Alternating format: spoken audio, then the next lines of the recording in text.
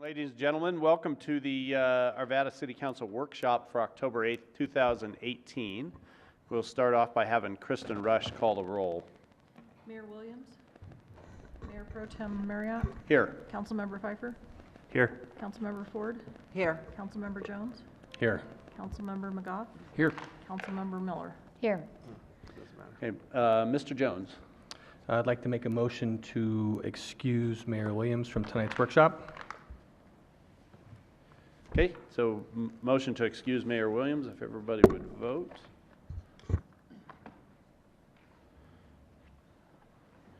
All members have voted. That passes 6-0, so Mayor Williams is excused. Tonight we have several budget workshops.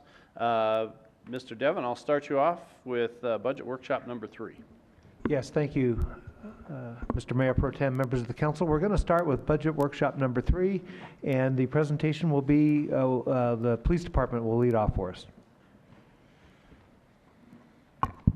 Hello, I'm Link Strait, the Chief of Police, and I'm going to introduce you to Kelly Newman. She is our financial business analyst, and she's going to present the City of Arvada Police Department budget.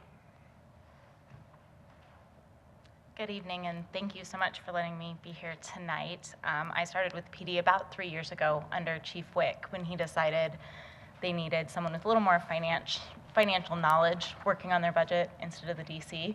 So I was very, very fortunate to work with Link when he was a DC and now staying on while he is chief. And I could not imagine a better place to work. So thank you, and thank you for supporting the city. So PD budget this year, our main goal and our main priority is to keep the city safe. Yay. And you'll notice on our first slide, our budget has increasingly grown over the last 3 years, kind of to be expected, especially to be expected as we grow out Delta and we build out Delta and keep adding to our staff and our services in that Northwest sector. Our employee count this year did actually decrease, even though our overall budget amount did not decrease, and that is because of the move to JeffCom.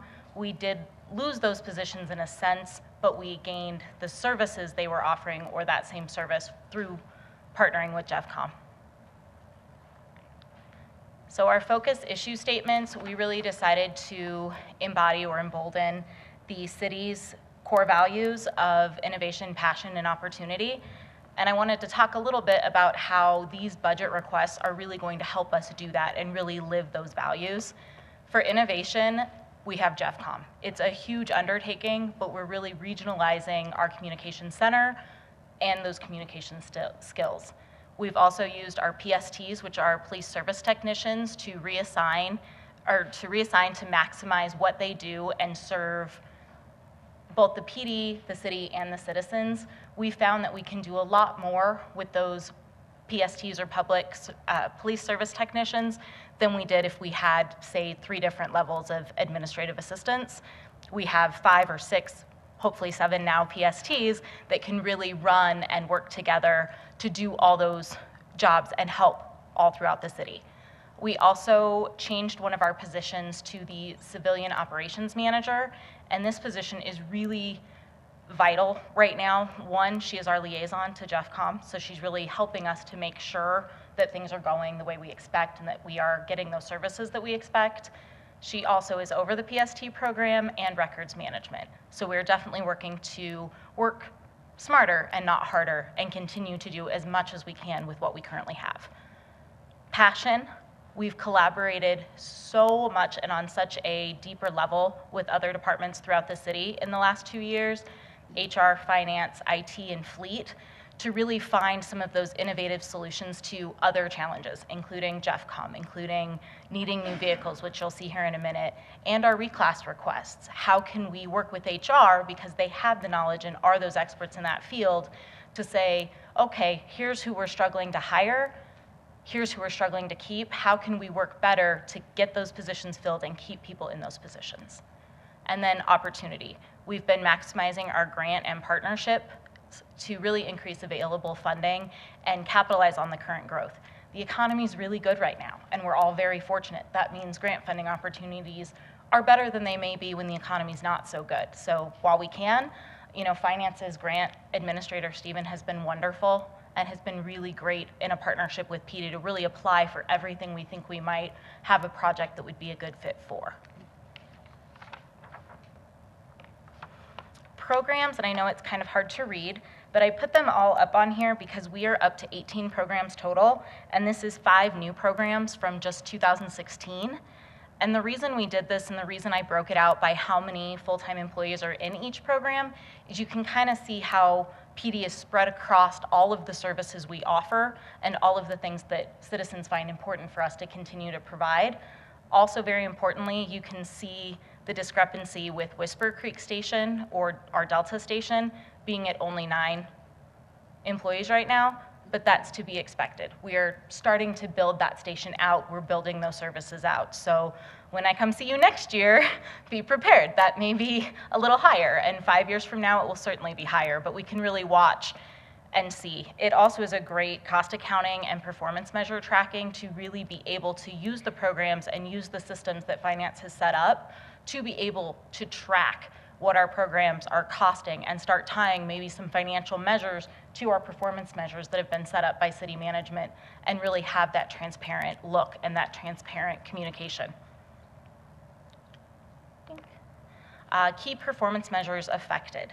So with our budget request this year, our #1 performance measure and what we want to see happen and what we will see happen is to increase the availability of policing services to that northwest sector of Arvada. This is Whisper Creek. We're getting the building built, we're going to have it open, we're going to have it staffed. Very much like Lake Arbor and Westwoods, it is going to be, and probably already is, a community resource. We've made the community room slightly larger at Whisper Creek because we learned from Lake Arbor and from Westwoods that it is a great community resource, and that's something citizens really enjoy, and those rooms are booked out for months. So we made it a little larger to help prepare for that and really encourage that community to come in and continue our community policing. We also want to increase the number of patrols and community response provided. This one's a little two-pronged. By having the Delta sector open and having services in Northwest Arvada, we'll be able to provide more. Also, we're asking for new vehicles. We need quite a few new vehicles to make sure that we have enough vehicles for officers on patrol to get to places they need to be when they need to be there. And then the last big #3, we want to decrease our repeat calls, our high utilization clients, and our users. This is really where our co-responder program shines. Okay. We utilize those co-responders and continue the collaboration with them to lessen the impact of those growing mental health calls and really find a better way to partner, again, with the experts, with someone that knows something in this field to figure out and how to make a plan to work smarter. Okay, let me interrupt you right there, and I've got a question from Councilmember Jones. I'll do my best. I'm sure you've got it. So just quickly on the 9 for the Whisper Creek Community Station, those are currently staffed today? Yes. So looking forward through 19 and 20, and maybe you're getting there, and maybe I'm ahead of myself, but what is the projected number of staff FTEs? It's coming. Okay. You're absolutely ahead of I'll yourself. wait. I only have 19 and 20 in these slides, but we've actually been working off the Northwest study, which I'm certainly happy to provide council again. I know we talked about it last year in getting Delta up and running, and it actually has a 15-year projection of all of the staff, both civilian and sworn, that we believe we'll need on more of a holistic level for PD to make sure that we are covered both internally and externally for the city, and in that plan, it outlines Delta exactly. Okay, thank you. Sorry, it's Whisper Creek, but it's been Delta to me I know. for 3 years. So Well, this I'm is the still first time I working on did it Whisper right, Creek. so it's because it was right here in front Now of us. I got to get it right. I have a question from Councilmember Ford. This may be a little premature too, but I was wondering if you could explain a little bit about the 15 vacancies, where that's coming from, and what's the plan on that? That's not unique to the Arvada Police Department. That's something that is regionally. Most agencies are, especially in Jefferson County, are struggling with staffing. That's a symptom of the economy and many other factors. However, our strategy is to continue to hire high quality police officers that we can plug in. We have recently contracted with an agency that we brought in here to help us look at our recruiting efforts and see what efficiencies we can gain. I will say that this year we have been very successful of onboarding our to recruiting. We have a recruiting police officer, and then we have a civilian in those positions. And they have worked very hard to get us up to staff. Mark has challenged me to get us to staff by the end of next year. That is not an unreasonable request. We are going to work towards that, and we feel fairly confident we're going to be able to fill most of those positions. Mr. Mayor Pro Tem, may I? Yes. Councilmember Ford, the presentation on the pay plan, I think, will more fully answer your question. That'll be coming up a little later this evening. Okay, thank you. And I want to ask you a question too while we've got you interrupted. One of your key performance measures here is increase patrols and increase the vehicle fleet. Are you talking about actually adding to the numbers of the vehicles available or just replacing vehicles with newer? Both. Both. But the budget request is for additional vehicles. We gave up a lot of vehicles around 2008, 2007, 2008, 2009, and we have added resources. Today, what we are doing is we're doubling up our officers and vehicles. That's not the most efficient use of our police officers, so we want to make sure that we have the vehicles available to them so they can go out there singly and patrol. Okay, and then these are kind of standard patrol vehicles, not necessarily specialty. The vast majority of these are exactly that, yes. They're standard patrol vehicles. That will be the police interceptor, the marked police interceptor. Okay. Councilmember Pfeiffer?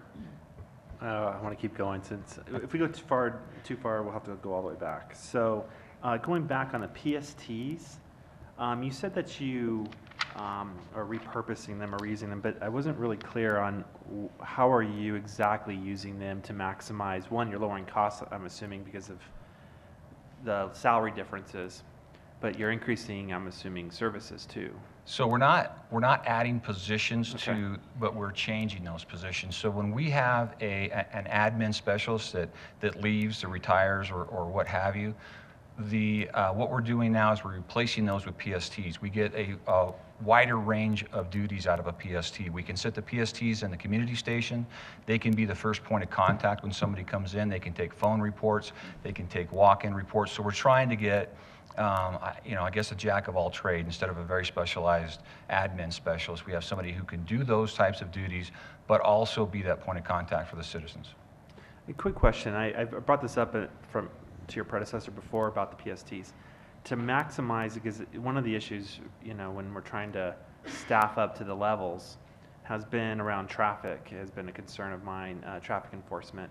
And one of the things that I know the other cities do is they use their PSTs to do traffic investigation to free up their officers, kind of backfill maybe some more, I don't know what kind of classification of work that would be, but have we considered using PSTs in even a broader sense to kind of maximize our response to our citizens? Actually, historically, that's where our PSTs came from. They were accident reconstructionists, and they would go out there and work traffic accidents. What we have found, though, here at the Arvada Police Department, as the ability to report accidents has changed, we can do that online now. They can do counter reports. It's really not as productive to send them out in the field and do that. So the officers, the traffic officers, and the district officers can go out there, the sector officers can go out there and they can handle those. The lower level accidents can be done online. We didn't have that availability, 15, 20 years ago. So, when I first started in council, we had upwards of 15 traffic officers. Now I see we have 8 on that list. Correct. It seems like we've been sitting around 8, but I also understood that our traffic officers were responding to every accident, so they weren't doing their other duties, but just handling accidents. So from what you just said, it sounds like you might have freed them up to focus on the more serious accidents and kind of just re-swizzled the role holes. There's a couple of things going on there with the number. One is staffing. That's current staffing. We have slotted more than the 8 that we currently have. But the second part of that is our sector strategy. So traffic enforcement is still a primary function of the sector officers. The traffic officers are there to enhance that and focus on, particularly problematic areas, and then to do what you're talking about, and that is respond to and take the more serious accidents. And they're centralized now? I think they were decentralized, the traffic unit, the specialized units. They are a team, they are centralized, but they will all focus on sectors Different when they're areas. not doing something else. Okay, thank you. Sorry, trying to get back because what we used to know about it has slightly changed because I remember each community station had their own traffic, their own, I think, at one point, animal management and investigator and so forth, so on. But it sounds like we've kind of There is brought a some of those centralized back. traffic unit now, yes. Okay. And then investigations. So just a quick question, maybe just understanding the officer's day, a life in a day or day in a life. You showed almost a third or 32 investigation officers, and there's about 110 patrol officers. So are those investigation officers I think in the past, the patrol officers kind of held a lot of investigation on their own shoulders. Has that transitioned, and is that more with a true investigator now versus the patrol officer owning some of that? That really hasn't changed. The Criminal Investigations Bureau, the detectives, will work the more significant and the more complicated crimes. We still ask our patrol officers to do some of the lower level and the less complicated filings. That is something that has been part of our culture for a long time, and we actually feel that that benefits our officers. They're able to go out there and do that work. It also doesn't turn our investigators into filing clerks, to where that's just a little extra paperwork that the officer can do. You can get that put together, and they can get that sent up to the district attorney. They're not sending that over then and making a clerk out of the investigators. They can actually focus on those high priority, complex crimes. Which all of them are doing a great job. I see it in the I think paper all so. the time. I think so. That's all the questions I have. Okay, thank you. Go ahead and continue on with your presentation. Thanks for letting us No, you're question fine. you there. That's why he's here too. I'm here for the numbers, he's here for the reasons. Okay, so summary of all budget requests. There's going to be 3 of these slides because the PD really lives in the general fund and then the 2 TI funds, and we have them broken out. So just when you see things multiple times, it's because they're paid for in different allocations and percentages by those 3 funds. And so our general fund is taking the majority of the hit on the police vehicles, and these are the new vehicle requests. Just like Chief Link straight said, we looked back to what our vehicle count numbers were in 2008 and 2013 to really see that, okay, we decreased a lot when the economy was not so strong, but we hadn't really built back up. And then given the new positions we'd added and the growth in Delta, we really hadn't added up, and we really needed to jump and add a few more this year than may be ideal to make sure that we're caught up and in good shape for the next coming years. You'll also see a portion of the JEFCOM contribution coming out of the general fund. However, it is offset by the reductions in the communication staff salary and benefit positions, and then our continuation of that co-responder program, because we really are seeing such great results from it, and we want to continue and grow with it. We are still looking at other models, how other agencies have co-responders, and what potential growth that program could have in the future and how we can fund it. So the next one is our TI-21 fund, and this one is picking up one of the police vehicles, also a fleet equipment technician. So even though this position will be housed in fleet, they will be primarily working on PD vehicles, and we found in working with fleet and that collaboration, okay, you want to add 14 new cars, that's a lot of work. And especially when you get the car in and you have to build everything out in the inside of it to re-put in everything we need for PD purposes. So we worked and collaborated with fleet to really decide how we could make sure they were supported so they could continue their support and service for us. We're also adding another police officer for Delta, so this will start going into those staff projections and growth. And then an additional PST or police service technician as well for Delta to be housed at that station to really help individuals coming in off the street and with those questions right there at this front. And then again, there's another small portion of the JEFCOM contribution, not small, but a portion of the JEFCOM contribution comes out of the 21 fund. And again, we are offset just slightly by communication salary reductions. Can I ask you a really quick question? Yeah, absolutely. So the first budget you showed us, is that a roll-up, or was that just a general police fund, and now we're going into the specific? That was the general fund. Okay. So that's everything that's hitting the city's general fund. Okay. And then what's hitting the 21 So fund these and are the 22. specific, these are not rolling up into that? Correct. Okay. These are 3 separate impacts onto those 3 separate funds. Perfect. And then our 22 fund, we're again adding another police officer for the Delta station. It has another small portion of the JEFCOM contribution, and again, a small offset with the communication personnel reduction. So you'll notice the 22 fund actually had a small positive budget impact this year, but that really helped us, and Brian and Lisa do an amazing job at making sure that 22 fund is solvent over the next 10 years and that we're still in really good shape. So that was a big win. Future opportunities and challenges that are coming: incremental staffing of Delta Sector and Whisper Creek over time, civilian personnel and more vehicles. We know we're caught back up, but we're still growing, so we need to really start working on those projections now and make sure with our staff projections, we know how many cars, how many radios, how many other small things we need so that we get everything at once.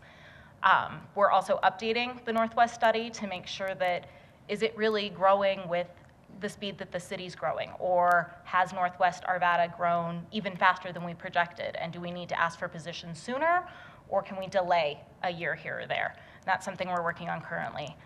Just kind of for information, and because I find it really interesting, I'm a total data geek at heart, and I really like numbers.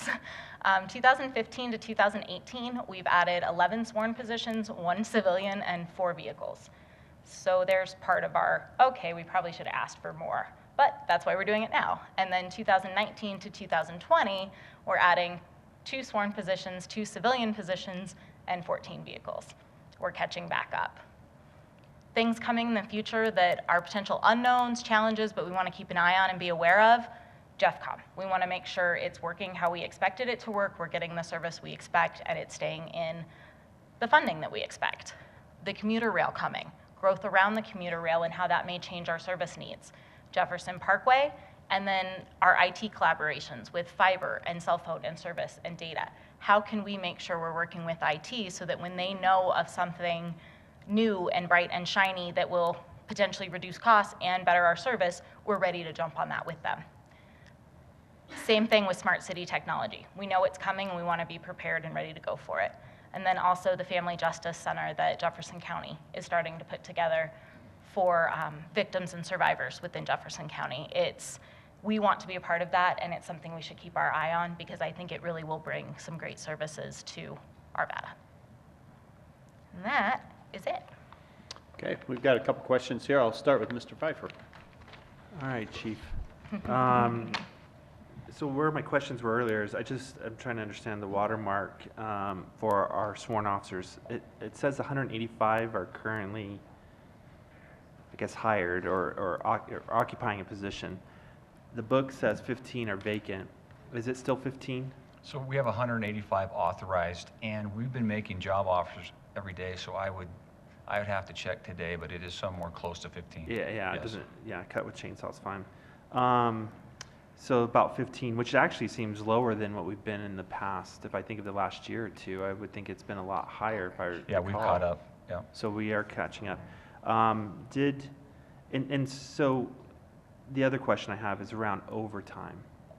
How much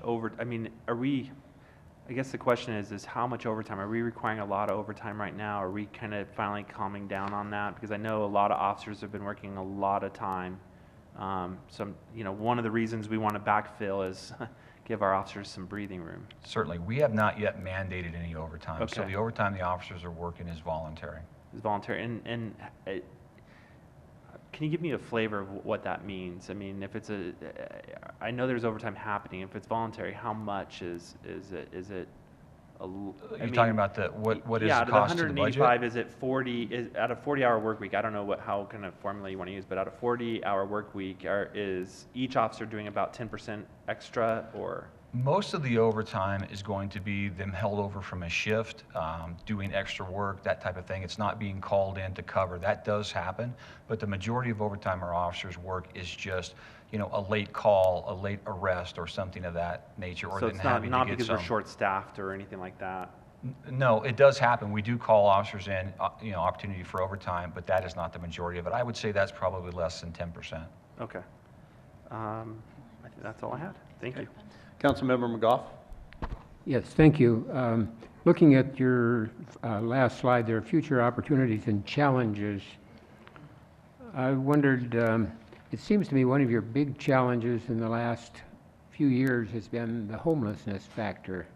And I'm wondering, that was not on your list. Is it considered, would you consider it large enough that perhaps might be on the list? So that's on the list and is going to stay on the list. That's not really, that's here, that one. That one is here. But So it's- we're talking about the drug issues that we're dealing with and the homeless issues. But absolutely right. If it's not on the list It's- in the slide, it is one of the major issues and concerns that we're dealing with, certainly. Okay, just wanted to.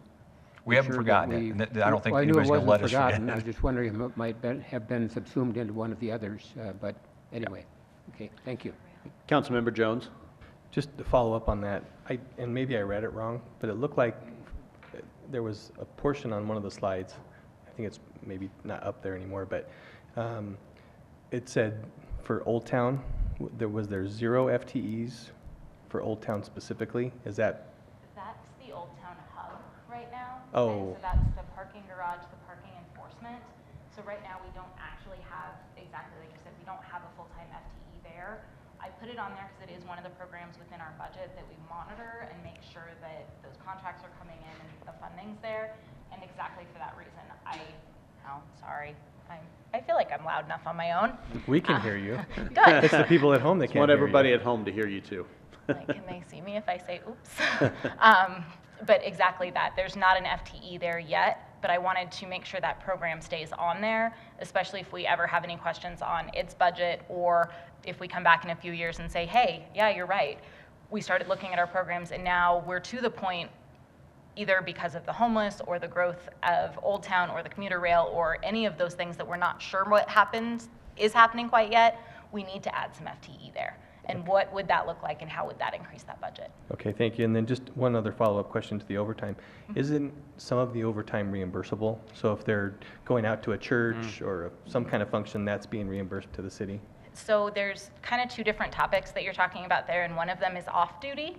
Okay. And off-duty is something that an officer signs up and gets paid a specific rate from the person, like the church. Okay. And that would never hit the budget books at all. You'd never see that expense. Most officers are 1099 for those. However, spot on, and I was trying to poke Link, you're right. It's really hard when you look at our budget and say, oh my goodness, your overtime is up, but then you see our CDOT, HVE, high visibility, and LEAF or DUI enforcement grant reimbursement is up as well, because that's exactly what it reimburses. It directly reimburses DUI overtime. And so a lot of the times when I'm helping calculate overtime that officers have been working, looking at our budgets and figuring out, are we budgeted appropriately? Are we going to be way over what's going on? I have to do just that. I look at what was grant funded, and often when you see an officer work an entire shift of overtime, it is for a reimbursable purpose, whether it's CDOT or HIDA or task force grants that can be reimbursed. Okay, and then one more question. So obviously we have officers here every Monday night, and my sense is they're probably in an overtime situation. Is the city reimbursing the police department fund for those officers, or how does that work? We absorb that, the police department absorbs that, but we think you're worth it. Thank you. We actually have dozens of officers who sign up for this duty. Right, for no, the and city council. I appreciate it. I just want to make sure that we're acknowledging that they're here. So, Thank you. Thank you. Councilmember Pfeiffer. Sorry, you brought up a couple more. So with the grant reimbursable action like DUI and so forth, do we always use overtime or can we use regular time? I mean, it seems like No, you it's can't always use overtime. regular time. Okay. In the grant document, those monies are reimbursable For overtime only. outside of their normal duties. Yes. Okay. So it's how we're getting additional patrol shifts out there. And is that how we're going to handle RTD as well? Because I think there's some rules about us patrolling fares or something. If I look at that agreement. So, we're finalizing our contract with RTD. They're going to pay our officers. So it will be a contract between RTD And the officers. So it would be secondary employment. Okay. All right. Thank you very much. Okay, any other questions? Looks like that's it. Thank you very much. Thank you. Mr. Devon? Yes, next up, we'll have Gordon Rusick presenting the Parks, Golf, and Hospitality 2019-2020 budget. Good evening, Gordon. Good evening. Thank you for the opportunity to be here tonight and present the Parks, Golf, and Hospitality budget. We live within the Council of Work System, Vibrant Community and Neighborhoods. So it's really against that backdrop that this discussion kind of is unfolding. The infographic that you see is very informative in a number of areas. Our three major focus areas, parks, golf, and hospitality, all tie back to the business plan that we have for each of those areas and supported by separate city funds that each have their own revenue, expense, and fund balance goals. So we're not part of the general fund. We have three separate funds that we manage on behalf of the city. In terms of the work that we do, the chart to the right shows that we have worked diligently on 2 city council strategic results that we've accomplished. We have seen an investment in the golf course assets that we only see about once a generation. We not only have completed the Westwoods Clubhouse project in 2018, but we will also complete the remodel for the Lake Arbor Clubhouse, and we replaced the Westwoods irrigation system. In addition to that, working with a bigger mobility team, we not only were able to prioritize the trail gaps, but we were able to establish a methodology to help us in the decision-making process and allocating funds.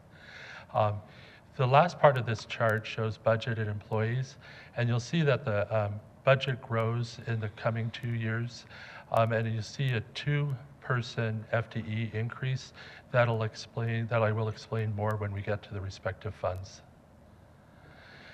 As we look to frame our budget presentation, we looked back to our department strategic plan, and we selected 3 focus issue statements that kind of govern the way we approach this budget process. This first issue statement really looks at a growing city, a growing park system, development obligations that the city has entered into to support that additional residential growth, as well as other things that develop in terms of people experiencing parks and park amenities. And it really just frames that to say that, as we tried to do in this budget submittal, if we pay attention to these things, it'll result in us not having dissatisfied or unhappy citizens as it regards the park system. So it's more on the development side. The second focused issue statement really says, now that we've made the investment in these quality of life improvements, what does it mean on behalf of the city and the community?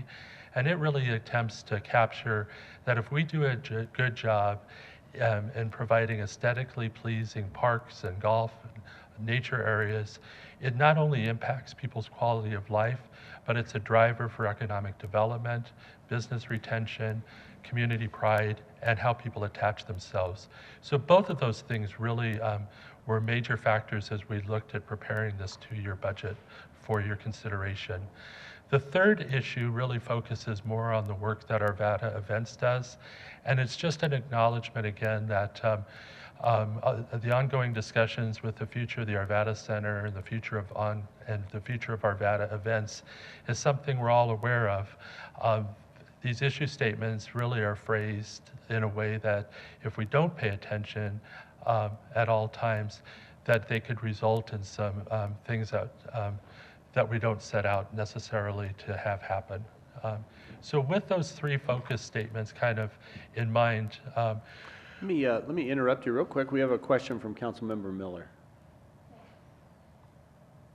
I just have a quick question. Just going back up just a little bit, the need for new facilities and improving customer experience at dog parks, festivals, base fields, etc. I had a conversation with a constituent that talked about how her neighbor wanted to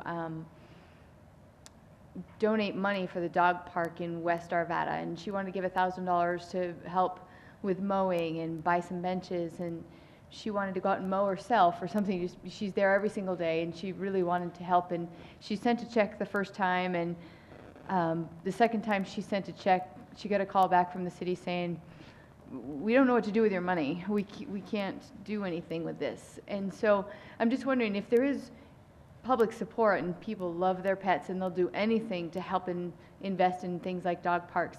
Is that something that we could figure out, or what could we do there? What's your thoughts? So West Arvada Dog Park is similar to a number of other special purpose parks that we have. And the definition of a special purpose park is the city has the resources usually to build something and to provide maintenance support, but we don't have the availability of resources to do all the programming. And so in situations like the Outdoor Equestrian Center, the West Arvada Dog Park, and a number of other city-owned facilities, we create a friends group, dedicated volunteers that take it upon themselves to organize, to help fundraise, and to help manage the facility. In the specific case of the West Arvada Dog Park, the core group that we worked with was doing a great job for about 12 years, and they cycled off. A couple of them lost their pets, they lost the reason to go to the park. And for about a year and a half, 2 years, it was the doldrums kind of that you spoke of, where we had individuals that were stepping forward, but there wasn't an umbrella group to work with. Recently, earlier this year, there was a significant enough group of volunteers that are now working together, and the West Arvada Dog Park group has formed again. So they had a volunteer recruitment event on September 4th. They're working through and kind of validating the master plan that we have for the park. And we actually took the second check that was donated from the person that you're speaking to, and we have a relationship with the Jefferson County Open Space Foundation, and we have the ability to receive checks that are tax deductible. So it lives there right now until we have enough funds to build the next priority, and that's to build a third phase, fencing for a third phase. So it was put to productive, it has been put to productive use, and I think you'll hear more about the West Arvada Dog Park Group in the future. Yeah, thank you so much. I just knew if there's people out there willing to help. It As is, long as yeah. we have a way to accept that help, that'd be We fantastic. do, and they can donate, and it's tax deductible. Okay. Thank you. So we have over 40 programs spread throughout the three funds. What is before you on this slide only represents the programs where budgets are actually changing between 2018 and 2019. And there'll be more of an explanation of that as you see the more detailed budget information. All of this for us relates back to what our key performance measures are. These first two measures listed are really the evaluation that park users and golf users have about the services that we provide and whether or not we maintain those fields and those parks to our published maintenance standards. Our published maintenance standards are very detailed, and they go through everything from the length of the tee grass to how often a playground is inspected, to how often the trail next, or the grass next to a trail is edged. We measure our performance against those published maintenance standards on a monthly basis, and that becomes kind of the core of resource allocation and how we allocate our resources to ensure that 90% of the time those measurements are met. In terms of golf, it really relates to the total golf revenue by market segment, and that's measured every month. In terms of our food operations, our restaurant and banquet and conference operations, we work within kind of established margins, knowing that if we maintain our food margin, our labor margin, and are vigorous in managing everything, it'll produce a net profit that will then be used to support other operations within that business area. This is a segment that I wanted to pause on briefly because it relates directly to the presentation that was made a couple of presentations ago as to whether or not each fund is meeting its overall 10-year fund balance goals. Okay. Let me stop you right there, Gordon, and have a question for Councilmember Ford. Gordon, going back to the key performance measures affected, in looking at the first statement, 90% of parks and athletic fields, what would be the added cost if our key performance metric was 100% of the published maintenance standards are met? You know, for much of the summer and for much of the growing period, it is met at 100%. Where we currently are falling short is mowing open space areas. So we have about 1,800 acres that we mow, and during the high growth months, starting in April, May, and June, we slide back a little on those and then catch back up. So the way to attack that piece would be to apply more resources through that time period. And if something like that was the overall goal, we could prepare an analysis like that to support a future budget request. And in response to what you just said, so when I had a constituent ask me about their open space and wanting to have it more maintained, if we were performing at 100% in terms of meeting that metric, would that particular field have been mowed more often? Yes. It would, okay. Thank you. Okay, go ahead. So now focusing on the Golf Fund. The Golf Fund is interesting because, as was mentioned in a previous presentation, it's the only fund of the city right now that's not meeting its fund balance goal at the end of the, well, it is, but it takes to the end of the 10th year. And so it ties back to this chart that you see that really talks about where does revenue come from at Westwoods, kind of the actuals, what happened during the construction year, where we are this year. But most importantly, it's the second to last column. We undertook the entire Westwoods project using financial analysis that was prepared by THK. And at the time, we selected the alternative that golf revenues would support the debt service payment using resources from the fund rather than any reliance on the general fund. And so we used the THK numbers in preparation of our numbers. And the first full year of operations that they forecast became our budget numbers. So this chart shows a couple of things. It tells us the THK strategy of increasing the market share at Westwoods from 15% of the market to 17% is in play.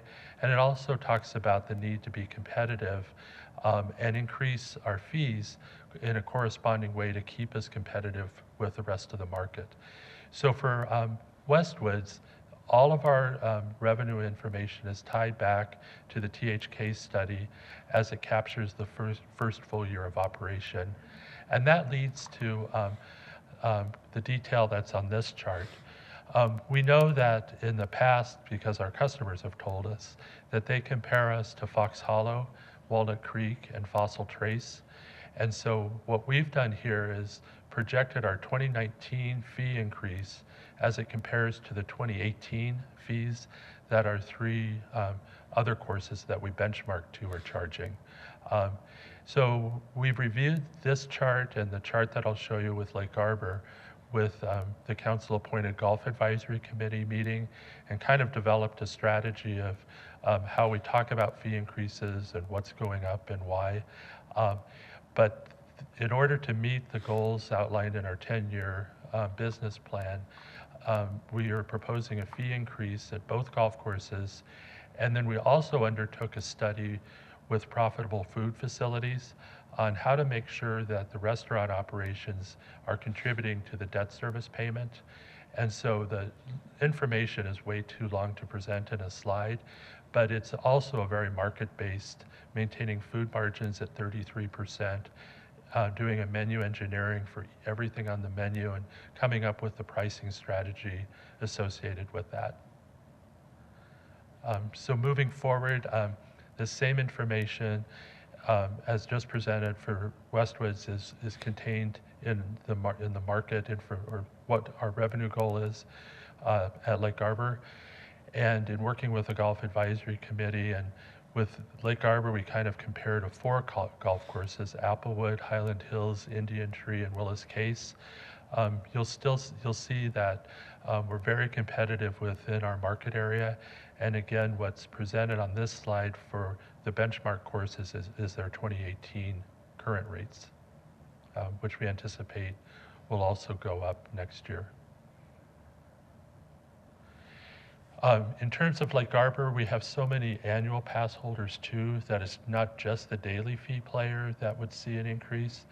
Pass holders would also, So this chart specifically kind of shows the uniqueness of Lake Arbor in offering annual memberships, but it shows that we're following kind of our overall governing philosophy that we just don't increase fees for daily fee players, but for all parts of all players that come regardless of kind of the market segment that they belong to.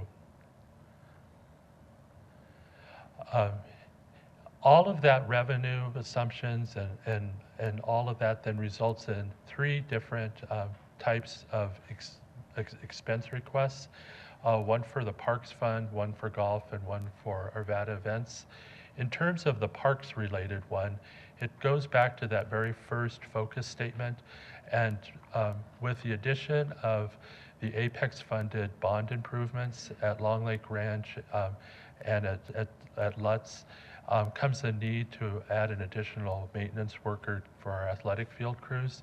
The good news in that is that with the agreement that we have with Apex, much of those costs will end up coming back to us in the form of revenue from Apex for services provided. So we're able to do that with, apply that to that same logic with the increased costs for electricity costs. Also, those are reimbursables back to the city. Something to note that impacts the Parks Fund to a degree, but other funds more heavily, is a 90-cent increase next year in the minimum wage. So we've factored that increase, not adding additional services, but just recognize the additional cost to maintain those current services. And then we've also added the resources necessary to maintain the two parks that are currently open in Leiden Rock and the open space represented by the open within the Leiden Rock community at Barber Gulch. So that's the Parks Fund additions. Okay, let me interrupt you there and have a question from Councilmember Ford.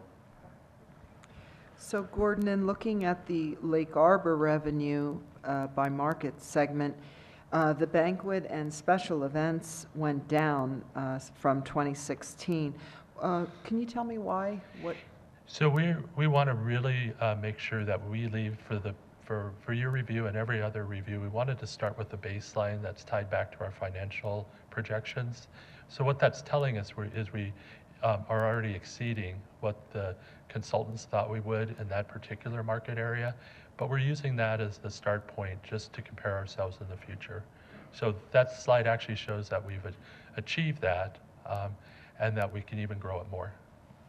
Okay, and then in the summary of all budget requests, you have a reduction of temporary wages for an assistant golf professional, and I recall reading in the budget that you were going to add a assistant golf professional.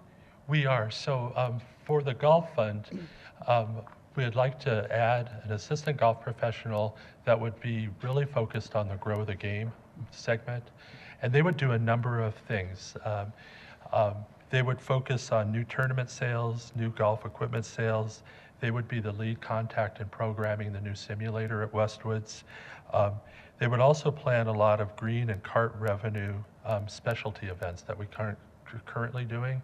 And in order to gain that new position, we're increasing the revenue projections in these areas, and we're also proposing to reduce the temporary wages.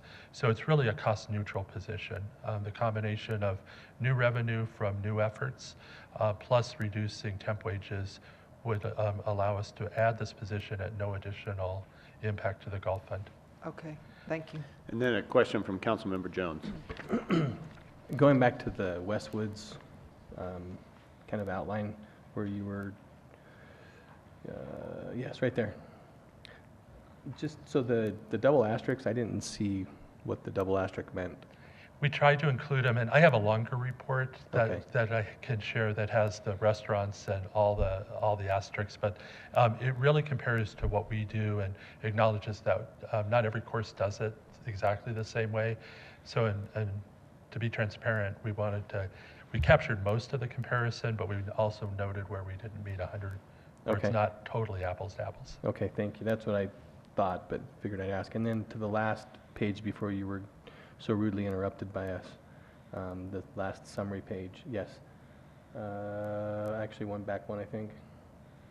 Yeah, the increase for electricity costs, are any of those costs passed along to the groups, clubs, or organizations that use those fields at night?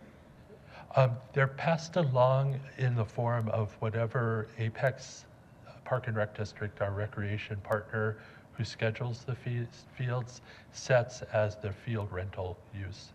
Okay. So they are captured, but Apex sets a per hour field use. Right. And that, one of the factors in determining that is the cost of electricity. And so will that increase then flow through in those new rates? So will Apex be issuing or have new rates for per hour usage? They haven't talked about that. They've increased field use fees in each of the last 2 years. Okay. And they're now about kind of where their market says they should be. So as our costs for electricity specifically continue to increase, how do we pass that along so that we're not bearing the brunt of that?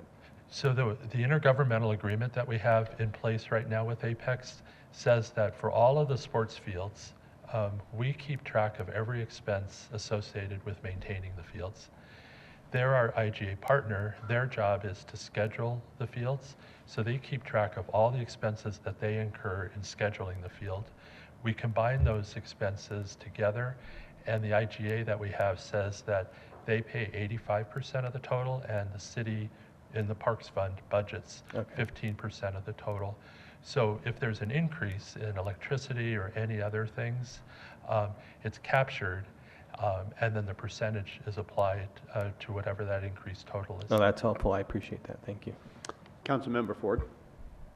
Gordon, I had one other question to ask you about recycling. Have we ever done a cost analysis on what would be the added, if any, added cost to offering recycling at our parks? We have. We've been actively involved in the city's effort in first creating this citywide sustainability plan and then focusing within that on recycling specifically. So we do have, for instance, a performance measure that says 100% of our city-sponsored events by Arvada Festivals Commission will offer recycling alternatives. And we also have a number of recycling containers, for instance, right in Memorial Park by the pavilion, where recycling is occurring. Okay, so but it's tied back to the city's larger plan, the sustainability plan. Okay, but I mean, if recycling bins were offered in all of the parks, have we looked at what that cost would be? I believe we have in the initial planning, because the sustainability plan is kind of prioritized in efforts, but I can revisit with them to see where that one item might be. Okay, thank you. So then lastly, in Arvada events, the only thing that is there is we're so driven by margins and formulas that with the increase in temp wages and a slight increase in some of the inventory costs, this is just an adjustment made to our formula that resulted in an increased request for expenses. So that's the summary total for the 3 lines of businesses, the 3 focus areas, the 3 funds that we manage.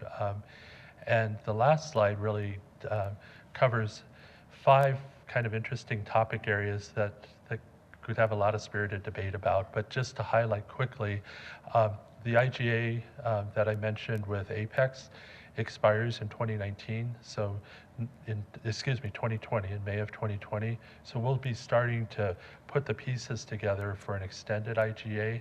We first entered into it in 1999. It expired in 2004, and we extended it to 2009. But we'll be bringing that IGA, you'll be hearing more about. You'll also be hearing more about the new Park Fleet Central Stores building, and we'll be sharing how we'll coordinate construction while managing to deliver service levels through that time period. I wanted to highlight that it's not just an increase in 2019 for the minimum wage, it's also another increase of almost $1 in 2020. So the 10-year model contains that also is built within it. We wanted to highlight for you kind of the fact that we are remaining nimble in terms of how we look at Arvada events and working with the Arvada Center. And this is just a restatement of the council's policy direction, but it's just to let everyone know that we'll continue to do that. And then so much of what Parks does is tied directly to how the city's population has grown, to the projections of the comp plan, and also it speaks to, in all of those other plans, our need to plan for an aging infrastructure while we continue to grow in population. And then the Park Master Plan kind of talks about how we address the capital maintenance and replacement needs and the priorities for strategic investments. But with that, Mayor, is the rest of Okay. all of my presentation. Thank you. Do we have any other questions from council? Okay, thank you. Thank you. Very much. Well, not for him, but on the previous presentation, can we go back to page 6 on the police one? I just wanted to look at the financial real quick. I want to make sure I didn't get it wrong. On the general fund, Do you not have it in your? I do, but it shows nowhere near the number that should be added. So page 6, I don't know why we didn't catch it, but okay, it's corrected up there, but the packet that went out to the public showed $23,000. It's wrong. Yeah, so just know the one that's published today. We actually updated the public site as well. Yeah, so I think the initial one was incorrect. Can we just double check that, because I pulled a fresh copy about 3:34. So if that happened, it shows only $23,000 is going to the from the general fund. We'll check that. Okay, thank you. Okay, Okay. Yeah, why don't we take, before we enter into our next one, if you want to hold off just for a second, we'll take just a quick 5-minute stand in place break here.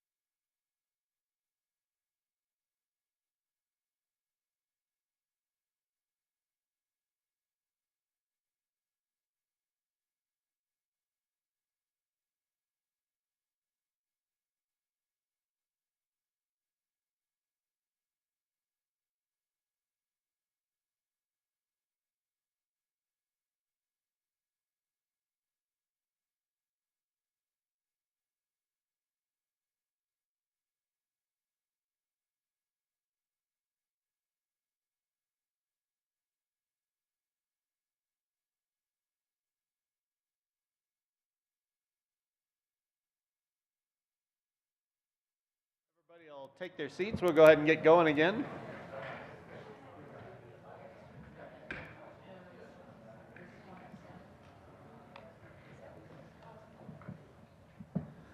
Okay, Mr. Manager? Yes, Mr. Mayor, members of the council, Bert Knight, our fairly new Public Works Director, will present the 2019-2020 budget for Public Works. Thank you, council members. This shows our areas of focus and our strategic results. I want to draw your attention to our budget in 2018 revised. That includes the money that was included to pay more attention to our street rehab. I want to thank you for that. And then when we move over to employees, in 2018, you'll see that we had added an employee, and in 2019-20, we're asking for an add of 3 employees that we'll talk to here in a bit. Our focus issue statements, you can see that we're focused on aging infrastructure. I'll give you an example of that with the efforts that we've done on the street. And that item also includes rehab of some existing infrastructure, and I'm going to use as the focus on that the Westwoods Golf Course and then also Lake Arbor. Increased demand for services without changing our capacity to serve them. We've got the Delta station coming, and we've had increases in our traffic signals. Programs, engineering facilities, geodata, streets maintenance, traffic engineering, and public works administration. And so when we talk about our key performance measures, we wanted to measure them in proportion of what we're asking for, but also proportion to what we're trying to establish our goals for the future also. And so our measurement efforts were with efficiency and efforts associated with our facilities maintenance, also street maintenance, and then also building our infrastructure correctly, responsiveness to our deadlines, and then moving traffic. That's a key goal for us. In the summary of our budget requests associated with those focus statements is the first 3 are the asks for employees. That's to maintain our existing services. Temporary wages, Mr. McGough, I think, hit on it in that we've got some payroll increases that we need to address. And then we've got the street dumping fee ask is because it's more expensive to deliver to the landfill. They've increased their rates.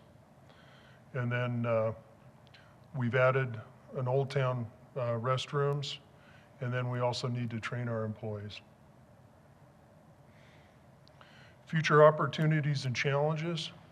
We want to use our technology because there's an awful lot of it that's out there and available, and we see more coming to reduce roadway congestion by increasing traffic efficiency through the intersections. We also want to complete needed street rehab in as cost-effective methods as we can find. We want to replace our retiring workers, develop new staff and new roles in our organization. That'll include some training, some, I guess, rethinking about how we're doing things. And then the biggest thing is increase to our overall traffic miles citywide. We've seen that, and I think we're going to continue to see that. Let's get a question from Councilmember Pfeiffer here. Yes, sir. So good job kicking that really just in 4 pages, so that's pretty good. And we've been pretty nice. Wait till Jim comes up here. Where is he? Oh, there he is. Okay. We cut him down a lot more. But to increase the overall total lane miles citywide, can you just qualify that for our citizens a little bit more of what you mean by that? Because if we already have a congestion problem, I think people are thinking, well, why are you adding more streets? We already have a shortfall of money to maintain more roads, but maybe you can add some color and some explanation around that. It's a couple things. One is we're seeing with new development that we're receiving more roadways, and those add to our lane miles. But we also have the budget measure that we have out for increase to 72nd. We want to widen some of those existing roadways, which will increase our lane miles, and that will help us move traffic more efficiently. Okay, so that's where I wanted to just clarify, is it's not necessarily adding more roads, it's No. widening some roads to address congestion. Yes, sir. Okay, thank you. Councilmember McGough. Yes, thank you. I was looking at the key performance measures, and the second bullet point there is all facilities pass custodial cleaning inspections 90% of the time. Which buildings are we talking about when you're talking about custodial inspections? And I'm wondering, who are those inspections done internally by staff or externally, or what happens with that? It's got to be significant because you put it in as a key measure. Yep. I'm just wondering about that. All of our buildings that are city-owned are maintained by our facility staff. And we do that, we measure in a couple ways. One is we have the supervisors go through and inspect and rate them. And that's where that measure of the 90% of the time. But we also do user surveys to kind of get a sense of how we're doing. Okay, so those for the most part, then the inspections you're talking about are internal staff Yes, sir. inspections, and that takes in all the buildings. I'm assuming, would that include like the hospitality facilities, or do they take care of their own inspections? Well, we take care of the golf courses, Okay. Lake Arbor and Westwoods. We also take care of the Arvada Center. So we have citizen buildings or our citizens, they're in a lot of our buildings. Okay. And they're welcome to give us input too. Okay, well, it looks to me like the cleanliness standards are being maintained, and the inspection program must be working very well, so. They're a very dedicated staff. Councilmember Jones. Two questions. The first on the KPIs. On the 50% of citizens report satisfaction with signal timing, that was in our last citizen survey. That's where I'm a little confused. It says 2020 citizen survey. Was that an Arvada survey, or? I'm going to have to phone a friend here. That was in the 2018 citizen survey, so 2020 is a typo. Okay.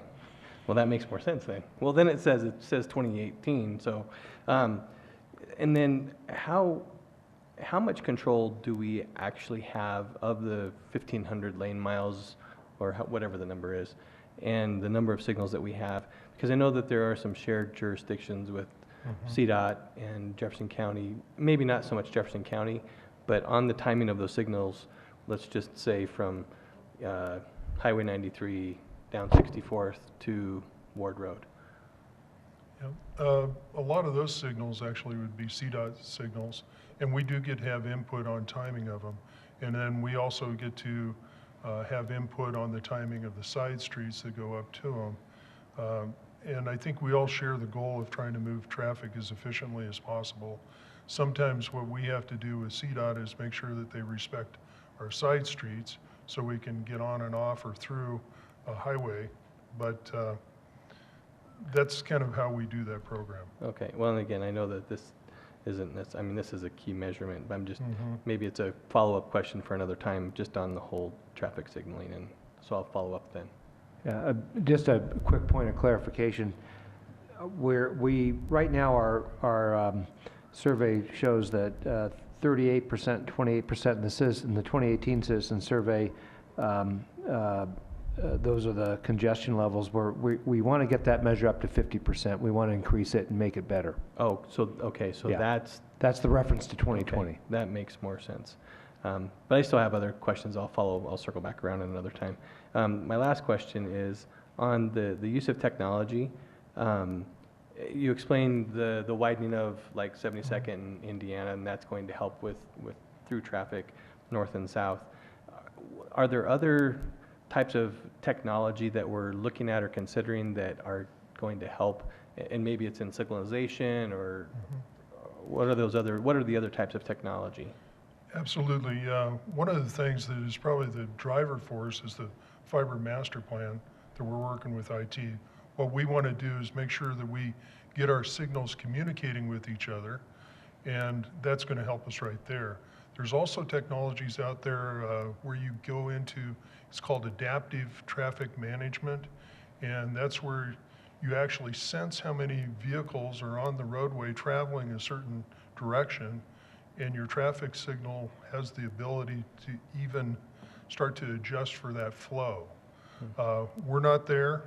That's a hearty investment, but that's a goal of ours, especially when we get the fiber master plan established and we get everything talking. Okay, thank you. Councilmember Ford. How many restrooms in Old Town are we currently maintaining? Well, we've got our new loo, and then I can't recall if we've got restrooms in the hub, just the one restroom. Just the that one one? restroom, the loo. Uh-huh. And do we know when that's opening yet? I don't think we have a hard date. We were talking today, actually, the thing that's holding it up from opening is we need to place a electric XL meter, and then we can turn it on and we'll open it up. So we're waiting for XL? Yeah, we had conversations with them today, and we've got them focused on it. Okay, thank you. Councilmember Pfeiffer. Being responsible in my day job for the statewide smart mobility plan, I think I can help if I can. There's 70 tools that are going to be proposed, but I appreciate that we have this bullet here, that technology to reduce roadway congestion, because widening roads is just not the way it's going to go anymore. And any way we can keep it leveraging a cheaper alternative, which is technology in this case, because roads are expensive, to get throughput. I've always made this statement, we worry about the 16 million we need to maintain our roads, but they could be smooth, but if you're sitting there not moving, it doesn't mean anything to anyone. So the more we can leverage ways to move people through the system, I'd be very supportive. And you're right, the fiber's the foundation of that. And as soon as we get the fiber in where we need it, there's so much technology out there that we should be leveraging to get throughput, especially because we have so much, I think, traffic that goes through our city. When I think of Indiana, I think of 93, Indiana, McIntyre, even 64th Ward. If we could just get people, they just want to go north and south through our city, it would be great. Sooner is better. Yep. So. Thank you. I have a question for you, Mr. Knight. One of your additional budget requests is a building maintenance worker. It would seem to me that that's kind of related to how much square footage of buildings, or how many buildings, how much area you're maintaining. Is that increase, what is it that triggers that? Is that the Delta Police Station that really causes that to get over the top where you need one more? The Delta Police Station, and then also the expansion of Westwoods Golf Course. Okay, so that's the addition of, Yeah. whether square footage or numbers of buildings, number of tasks to be done that requires that.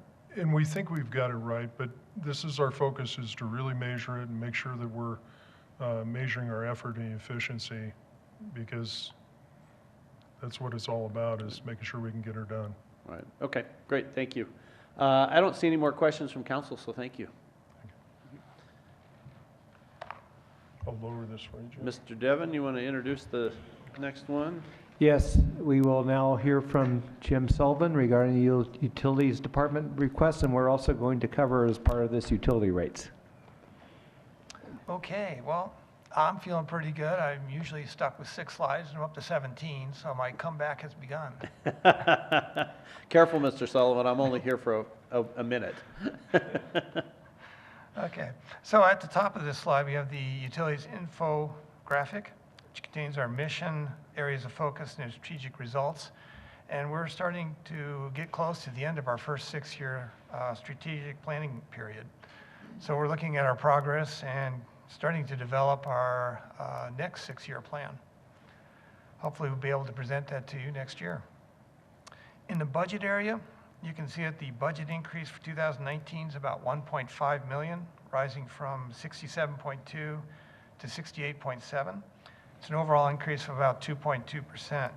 But there are a number of large one-time capital improvement projects which cause the budget in this to really fluctuate from year to year.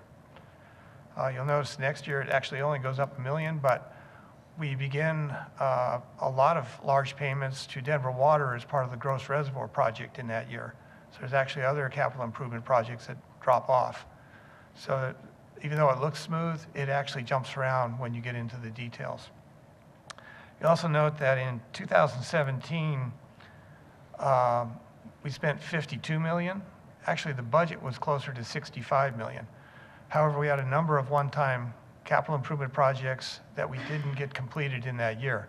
Part of that was we were waiting for Denver Water to start their work on Ralston Reservoir. We had a number of items that we have to get out of their way. But also we ran into problems with capacity of our staff in getting these projects designed up and out the door. So that kind of brings us over to employees.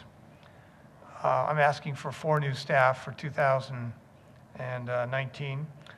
One will be a senior design engineer to help us get through that backlog. And then there'll be a water treatment plant operator, a wastewater technician, and a fleet technician. And in addition, I'm also requesting that 2 positions in the building inspection division not end in 2018, but actually continue on due to the fairly strong economy we're seeing.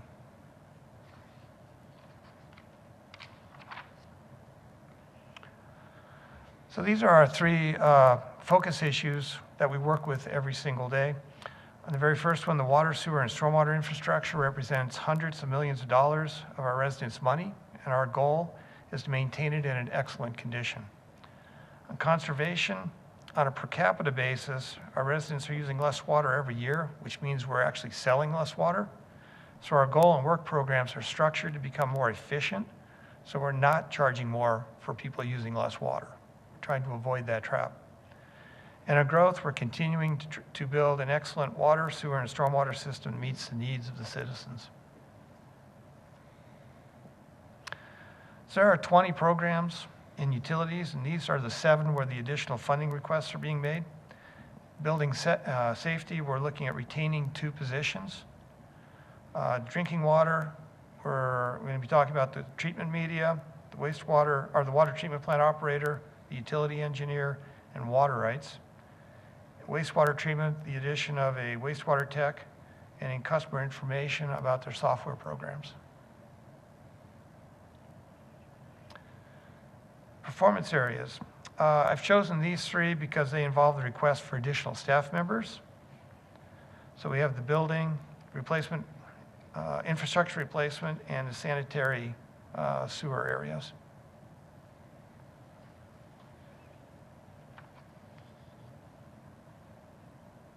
Looks like everybody got through them. So on the very first one here, building inspection and request to maintain these positions. So in 2008, as recession was really taking hold, demand for building services dropped. These 2 positions were eliminated through staff retirements. By 2011, demand for services had resumed. We were kind of uncertain as to the strength of the recovery, so we were using consultants, which turned out to be very expensive and didn't really work as well as we had hoped. So the need for services continued to strengthen. In 2014, we restored both positions. But again, we were not certain how long this was going to last, so we said 4 years.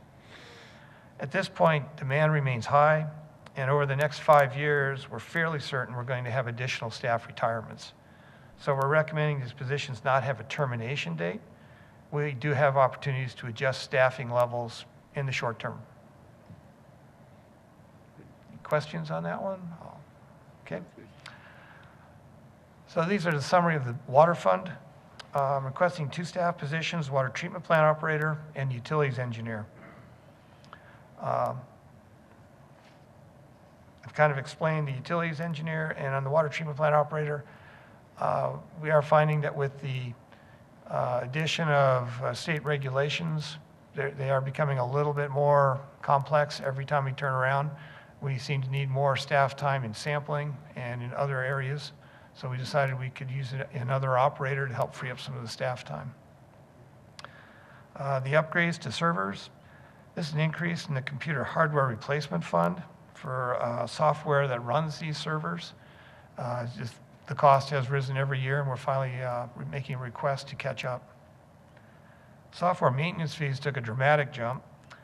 We've got 3 major software packages in which the renewal fees have increased substantially over the past and will in the future. And in addition, as we expand the use of these programs, our licensing jumps. And we've got one case where we're at the 20. The next block they give you is 50. So 50 licenses. We don't need that many, but that's where we have to go at a substantial cost just to keep using them. On the carbon, what we call the GAC system at the Arvada Water Treatment Plant has been very successful in controlling taste and odor issues. This year was really hot, and we had a lot of algae growth going on. Managed to avoid any issues of taste and odor coming into drinking water. This GAC system has worked great for that.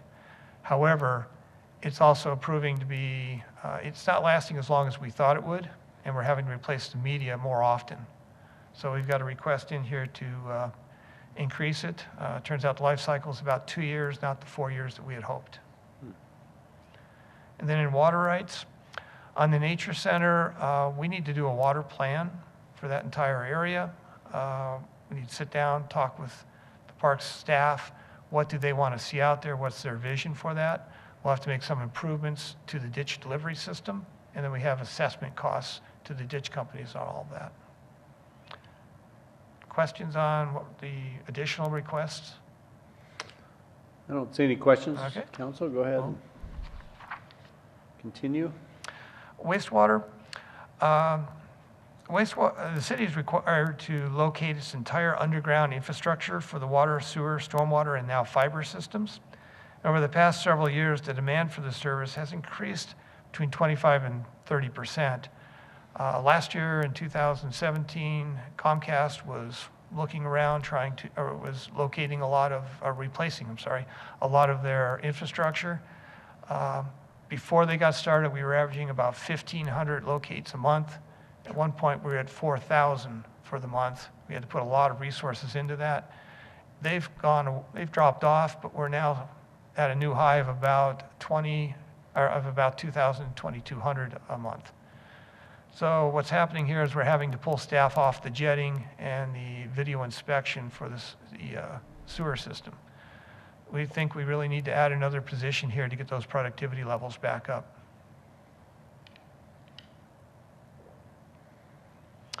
So moving into rates. So over the past 5 years, the water and sewer rate increases have averaged around 2.7%. The recommended budget additions drive the need for a higher rate in 2019. A recommended water increase is 3.4%. The wastewater rate increase is 3%. The chart you see here compares the average single-family account cost for water, sewer, and stormwater systems services in Arvada with some of our neighboring cities. Cities' fees are in the low third for this area.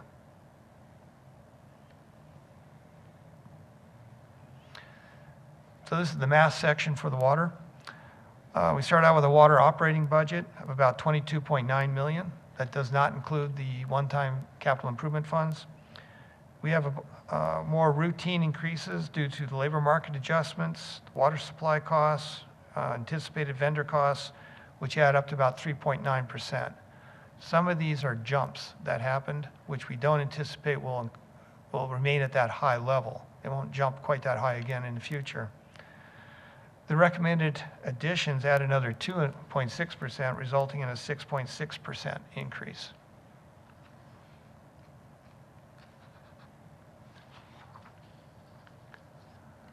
Fortunately, the rate model allows us to look at revenues and expenditures over a 10-year horizon, which includes long-range anticipated plan changes.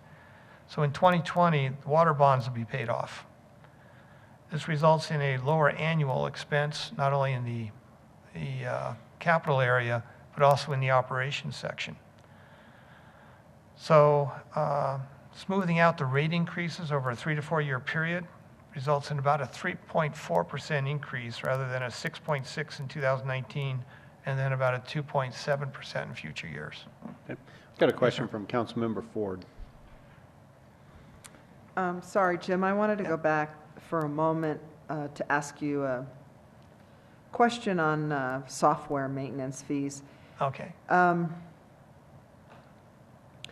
Do you ever look at the efficiencies that result from the software that you have in terms of with these increasing maintenance fees, in proportion to the increasing maintenance fees, are the efficiencies increasing, at the same? Right. Well, one of the things we did here was to go off into CityWorks. And we actually got a pretty good deal on the initial few years, and then it begins to go up. So we're kind of catching up with where they normally charge, which is one reason this is going up quite a bit. But as for efficiencies, a little bit hard to judge at this point in time because we're still investing heavily into this program. We're putting a lot of our data into it still. But we do have pretty much either a smartphone or an iPad in every employee's hands that are in these areas out, and we get data coming back very quickly, a lot of fast updates going on. I think it prevents us from having to add more staff in the future. That's going to really be our savings. And as we get more and more information coming out of these are really asset management systems. So this will help us with the age of our infrastructure. When should we be replacing things? Right now, we're kind of replacing like all the cast irons coming out because we know it's not great, but we probably could have left some of it in the ground a little bit longer before we took it out. So we wouldn't be spending the money quite so quick. So those are the kinds of things we're looking for. Okay. Kind of a soft answer, but Well, I asked that question because every time we look at software and upgrades to operating systems and the software and everything, it just seems to increase tremendously. Yep. And I often wonder, are we really, really getting benefits from all this? It's almost like we're, caught in a situation where we have to do it, but I keep wondering if we're really getting benefit from it because we spend a lot of money on software. I agree. And computer-related things, I was quite expenses. shocked by this increase and told staff, show me. And they did. Yeah. So, but yes, I do believe in the long run, this will be a much better thing Okay, and less costly than just adding more staff. thanks. Okay, Councilmember Pfeiffer? So bringing that up, I mean, Yes, sir. I don't want to be married to software that's just going to increase year over year. I mean, 145,000, is that for one program? No, that's actually All several programs. Okay. That's everything that we had. Part of our focus measures was take an inventory of all of our software that we've got. And this probably drove a little bit of this cost because I think we found stuff that's way out of date. And it costs money, of course, to get those up to date. And are we trying to get But- out of those out-of-date, very expensive programs? And Where I can, I'm shifting back to CityWorks as being our really main purpose software, but we also have our billing software, and we have the Track It system that we're using, and then we have some what's called IT pipes, which helps with some of our piping inventory. so we don't try to put ourselves in any situation where we're married to a software forever. No, absolutely Like not. for But Ron, I mean, there always is a huge cost trying to get back into something completely different. well, yeah, I mean, that's what I'm worried about is we Yeah. get here and fees just keep growing, but there's no escape plan, to move to another competitor or try to get cost competitive on software. That's what I'm just trying to ask is, are we in a situation where we feel that if this keeps rising, do we have an escape plan or a relief valve on that pipe? What we For tend you. to do is go with the software that's used really throughout the country. Okay, so best practices on the software. Yeah, it's kind of like, if everybody's using this, then the costs are pretty much going to be the same everywhere. Okay. And again, some of our costs here, they're startup costs. Okay, and my comments, I think, broad for the whole city, so I see Ron shaking his head, but, I always fear that we get with a certain software and we can never get out, and then we're stuck with it forever, so I'm sure Ron will avoid that. Okay, go ahead. Okay, see where we were here. So this just is a comparison of the, this is a comparison of where we are with water only and where we stand with in comparison with the metro area. One thing we should point out that by not quite raising the rates to cover costs at this point, we do incur a deficit. However, the water fund balance is very high at this point. We've got a lot of the accumulated funds ready for the Denver Water Gross Reservoir project, which will take about 5 years and cost close to $100 million. So we've got time here to fine-tune these rates over the next 5 years to, when that balance finally comes down, we're sitting in a good spot where expenses and revenues are matching. Go ahead. Councilmember Miller. Thank you. So just want to make sure I heard that correctly. Okay. So we're going to knowingly operate in a deficit because we have money in reserves? No, what it really is if we raise 6.6% now, and then we get to where we have a reduction in expenses, we end up going back down. So we're trying to just kind of smooth our way through.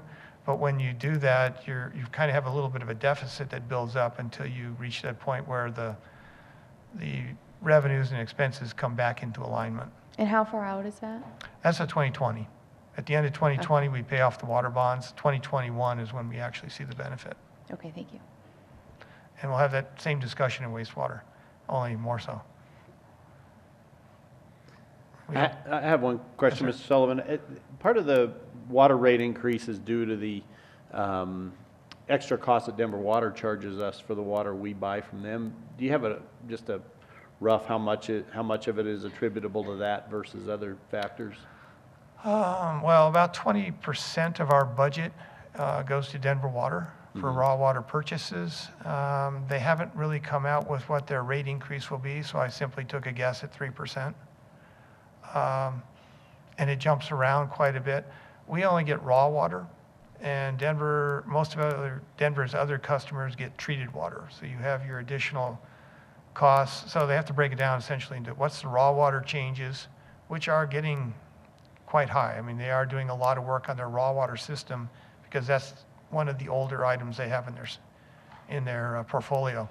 And then you have to look at your treated water side, which is treatment, distribution systems, water tanks and such. So they don't correlate very well. They've been averaging around 3% for the past 5 years, so I just kind of went with that being our recommendation. Thank you. Okay. Wastewater funding. So once again, math. So the wastewater expenses are what I call routine expenses are, again, the labor market adjustments, the metro district costs, and the vendor increases. About $424,000, about 3.1%. And then we have the addition of the wastewater technician, which, including his equipment and everything, is another $100,000. So we end up with a total increase of about 3.9%.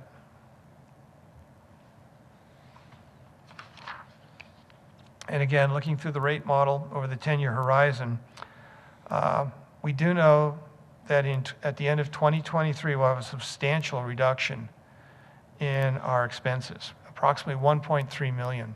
We're currently spending around $2 million a year in replacement on the wastewater system, but we will complete the 15-inch and smaller renovation effort.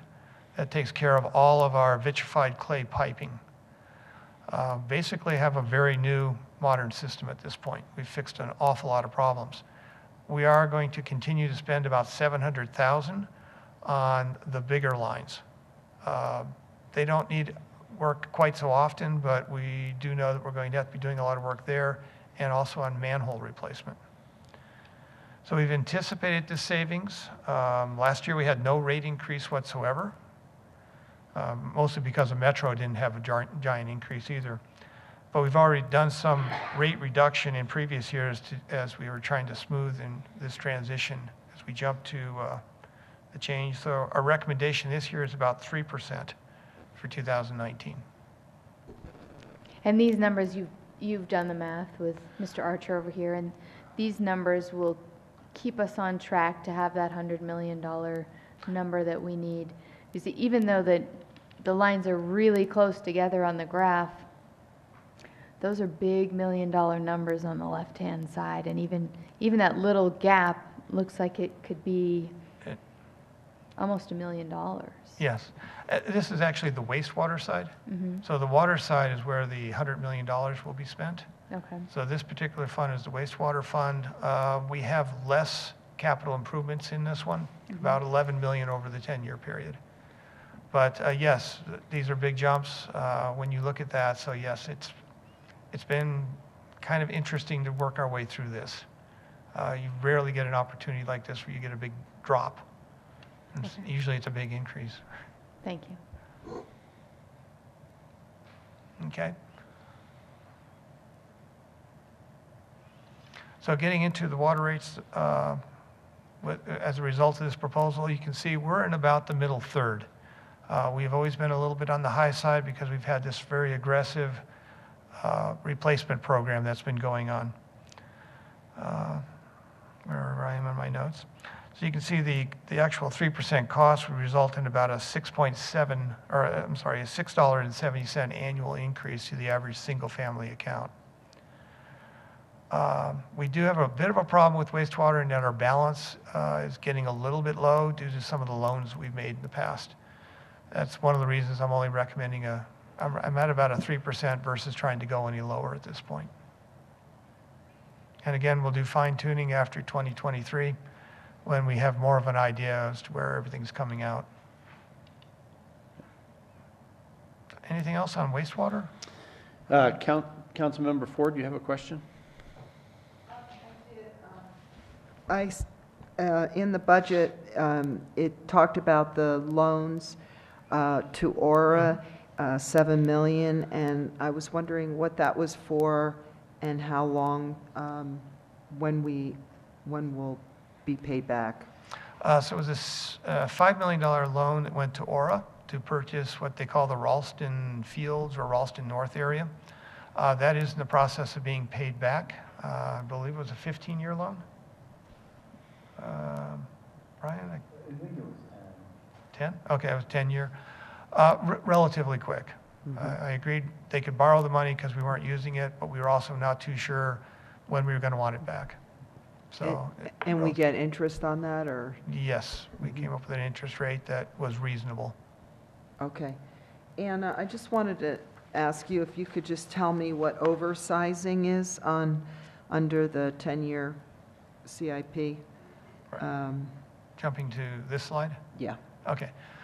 So on wastewater, we've got the 3 areas there. One is main extensions, where we're trying to push mains into areas that have not currently been served. And we have the infiltration control, where we have a lot of groundwater that gets in. We have a fair amount of groundwater that has been getting into the system. And we treat that down at Metro. We estimate that's costing us close to $1 million a year in additional treatment costs. So we're going to start pushing to try and get that more under control. Oversizing is where we go into one of those larger than 15-inch pipes, and we need to replace it. It's at the end of its term, if you will, so the operation side picks up the replacement cost, but CIP will pick up a cost if we have to expand it. So we have 2 sources of money that we take in if we need to do a larger pipe. Okay, thank you. Okay. So jumping over to the other one, the Water CIP Fund, that's going to use about $180 million over the 10-year period, 2/3 of the water going to Denver Water's gross reservoir. And then water treatment and distribution improvements are the majority of the remaining funds. Both of our water treatment plants are getting on in age and are going to need substantial renovations.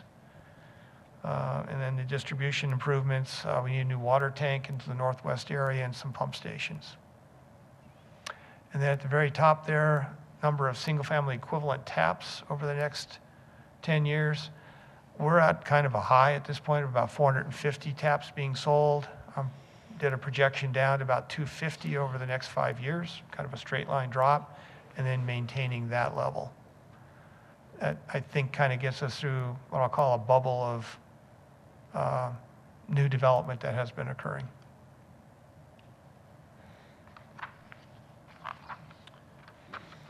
So moving into the last one. We are projecting a 4%, actually, I think we've calculated a 4% increase in the building evaluation tables. That will be coming to you as part of the budget as well. Not a direct correlation, but it roughly will translate into about a 3% increase in building permit fees. No rate increase in Stormwater Fund. That fund's doing well. We're actually going to take 2019 and probably update a lot of master planning that went into that area. Some of our plans are just kind of old at this point. We need to refresh it. We're also not requesting any increases in the water or sewer tap fees. Those are also doing quite well at their current level. And finally, I guess utilities and public works will really make up the infrastructure work system. And building inspection will actually move over to the growth and economic development work system as we move into more of the work system areas. Questions? Okay, any other questions from council? I'm not seeing any, thank you. Thank you very much. Okay, Mr. Devon.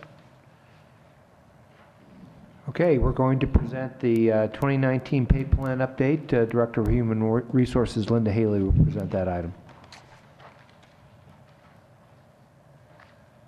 Good evening. Good evening. Okay. So I would like to introduce Gabriella Baumer. She's our Deputy Director of Human Resources. She is really the brains behind all of our pay plan updates every year, does an exceptional job. So she's also here for answering questions that you may have. But let's go ahead and get into this. Okay. So as with any of our updates, what we use as our source of guidance is our total compensation philosophy. We created this philosophy with the help of City Council almost 6 years ago to create these 3 pillars that you see, striving to constantly be an employer of choice, providing a competitive total compensation package that includes salary and benefits as well as development opportunities for our employees, and then all while being fiscally responsible. So creating these updates in a responsible manner that we're able to fund throughout our 10-year models. We're happy to report that our 2019 recommendations do support the total comp philosophy and are based on a thorough analysis of our market, and of course they're all fully funded in our 10-year model. We had a proposed budget for 2019 of a 3% increase for our updates to the pay plan. This includes salary range adjustments, reclassifications, and regrades.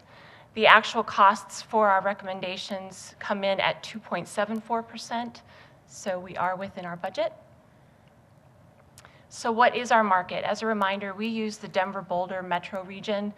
We choose to compete with and get analysis from all public sector agencies that are in that Denver-Boulder market. We also use a mix of some private sector employers that do participate in the surveys that we use. The reason being is, as you can see, there are a third of our jobs that have a mix. They're found both in the public and private sector, but of course the majority of our jobs are public sector only. So with our market analysis, how we look at making these increases every year, several different pieces of data points that we use. The Employment Cost Index is a national index provided by the Bureau of Labor Statistics. They give us what is considered the cost of labor year over year. This year, they're estimating that at 2.7%. SHRM is the Society for Human Resources Management. They project an average increase of 3.2%, and these are national figures. More locally, we use the Employers Council, that was formerly Mountain States Employers Council. They project an increase of 3.2 to 3.3% in our Denver-Boulder market, and other cities that we receive data from are reporting anywhere from 3 to 5% merit increase budgets. Further analysis, it's not unknown that Colorado is certainly hiring. We are in one of the strongest economic and job markets in the entire country. Arvada's unemployment rate has been incredibly low for an incredibly long period of time, 3.3% as of the end of August. Colorado as a state is even lower than us at 2.9%. The city's turnover, meanwhile, is higher than what we've seen. Last year as a whole, we are at 9.6% turnover, with about 32% of that being due to retirements. Just through September, our turnover rate is already at 10.4%. Again, about 30% is due to retirements, but we are seeing people leaving as well because of the competitive job market out there. You just look at articles that you see from the Wall Street Journal. Across the board, we are in one of the most competitive job markets that we've seen in quite some time. So we have to take all of that into consideration as well with these recommendations. So what we are recommending for our salary range adjustments include the following. We want to increase by 2.25% salaries for our executive job family, our management job family, our professional job family, and what's called our technical and business support job families. We want to do a slightly higher increase of 3% for the information technology and labor, trades, crafts, and utilities job families, due to the fact that our studies are showing these are becoming increasingly harder to fill positions, and this is in response to market indications as well. And we're also asking for an even higher percentage increase for the police job family. We'll go into a little more detail as to some structure changes we're recommending for this as well. The police job family, as indicated by, again, statistical information and articles throughout the state of Colorado, a police officer position is one of the most difficult positions to fill right now. So the additional changes that we are looking at for our police officers. This has been a strategic move in partnership with the police department leadership, with city manager's office, as well as with finance. A lot of thought put into these areas, and this is a high-level overview of what those proposed changes look like. We're trying to tweak the compensation philosophy for the police department position, police officer position, which will take us out of just the Denver-Boulder market and have us look at the entire state of Colorado.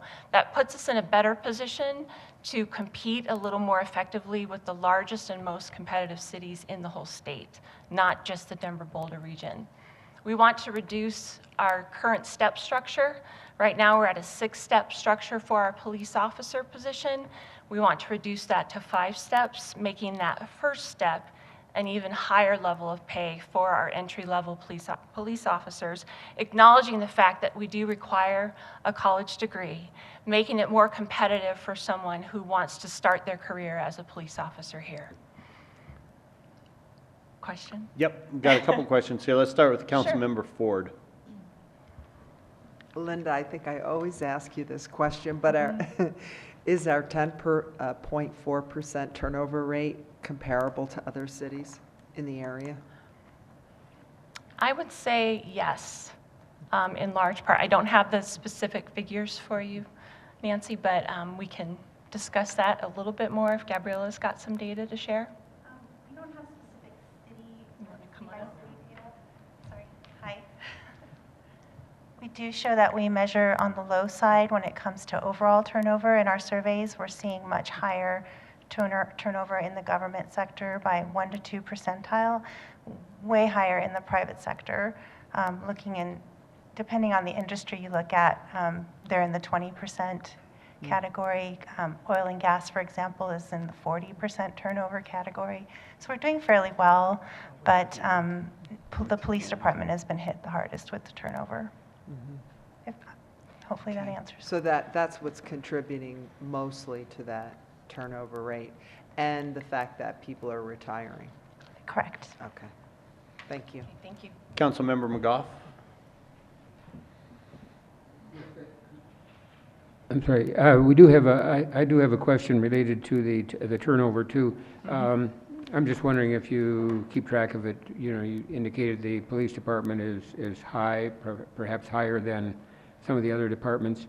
How about you keep track of it by the length of service? Is there turnover between the 5 and 10 year period? Is it new hires? Obviously, the retirees are the long-term employees. So what about the, segmenting it further? Sure. Do you keep track of that? We do have data on that, Mr. McGough. I don't think we have it here tonight, Okay. but be happy to follow up with you on what that Okay, looks yeah, like. I think it would just be interesting to know whether we're maintaining people through those middle years, you know.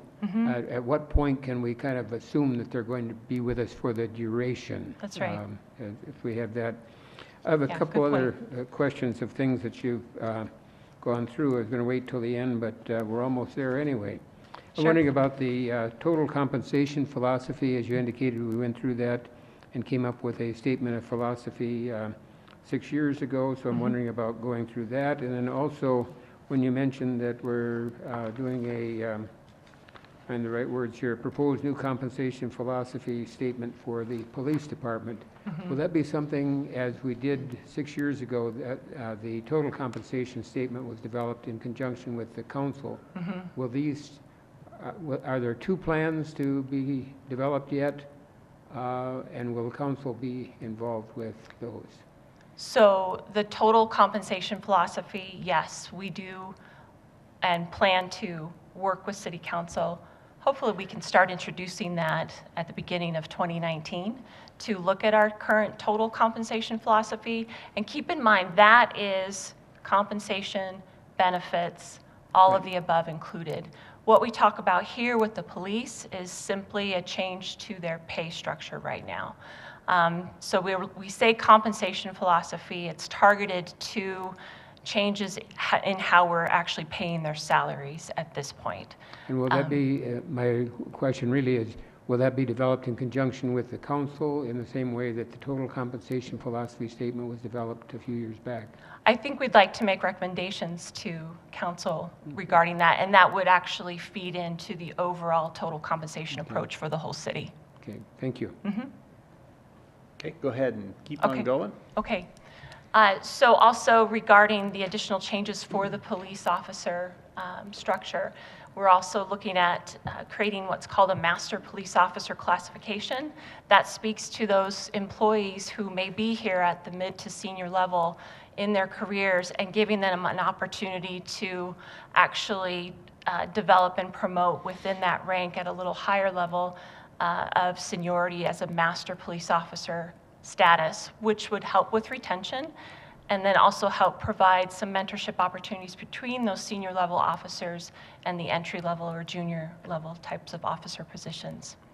So those changes for the police officers, in conjunction with the support that we already received from you, council, as enhancements to their retirement plan, we feel is a really great strategic approach to get ahead of our competition, to work on the vacancies that we were just talking about in order to really address the need to find those quality candidates up front, be able to onboard them and keep them and have them motivated to promote and stay within our police department with what is, as you all know, a highly difficult position to attract and retain. Mr. McGough, do you have another question? Yes, I do, and I'm not sure it's appropriate for Linda or whether it's for the chief. I'm just wondering whether the master police officer classification, I know that was presented to us, that it was to be developed. Has there been some progress made on the status of what it means to be a master police officer? Is that still in development? We have a committee in place right now. It's led by Sergeant Betsy Westbrook, and what we're looking for is we want to blend the appropriate experience, and we have a couple of officers in the room that would probably fit that. So it's not just time on, that certainly would be a piece of it, but they also have to have worked in other assignments. So they're bringing an extra level of experience to patrol when they're working patrol or whatever assignment they're in. So other officers or newer officers can go to them. They know that that's a person that they would be able to seek some advice and some understanding of how to do their job. So we don't have it nailed down yet, but we do have some general ideas.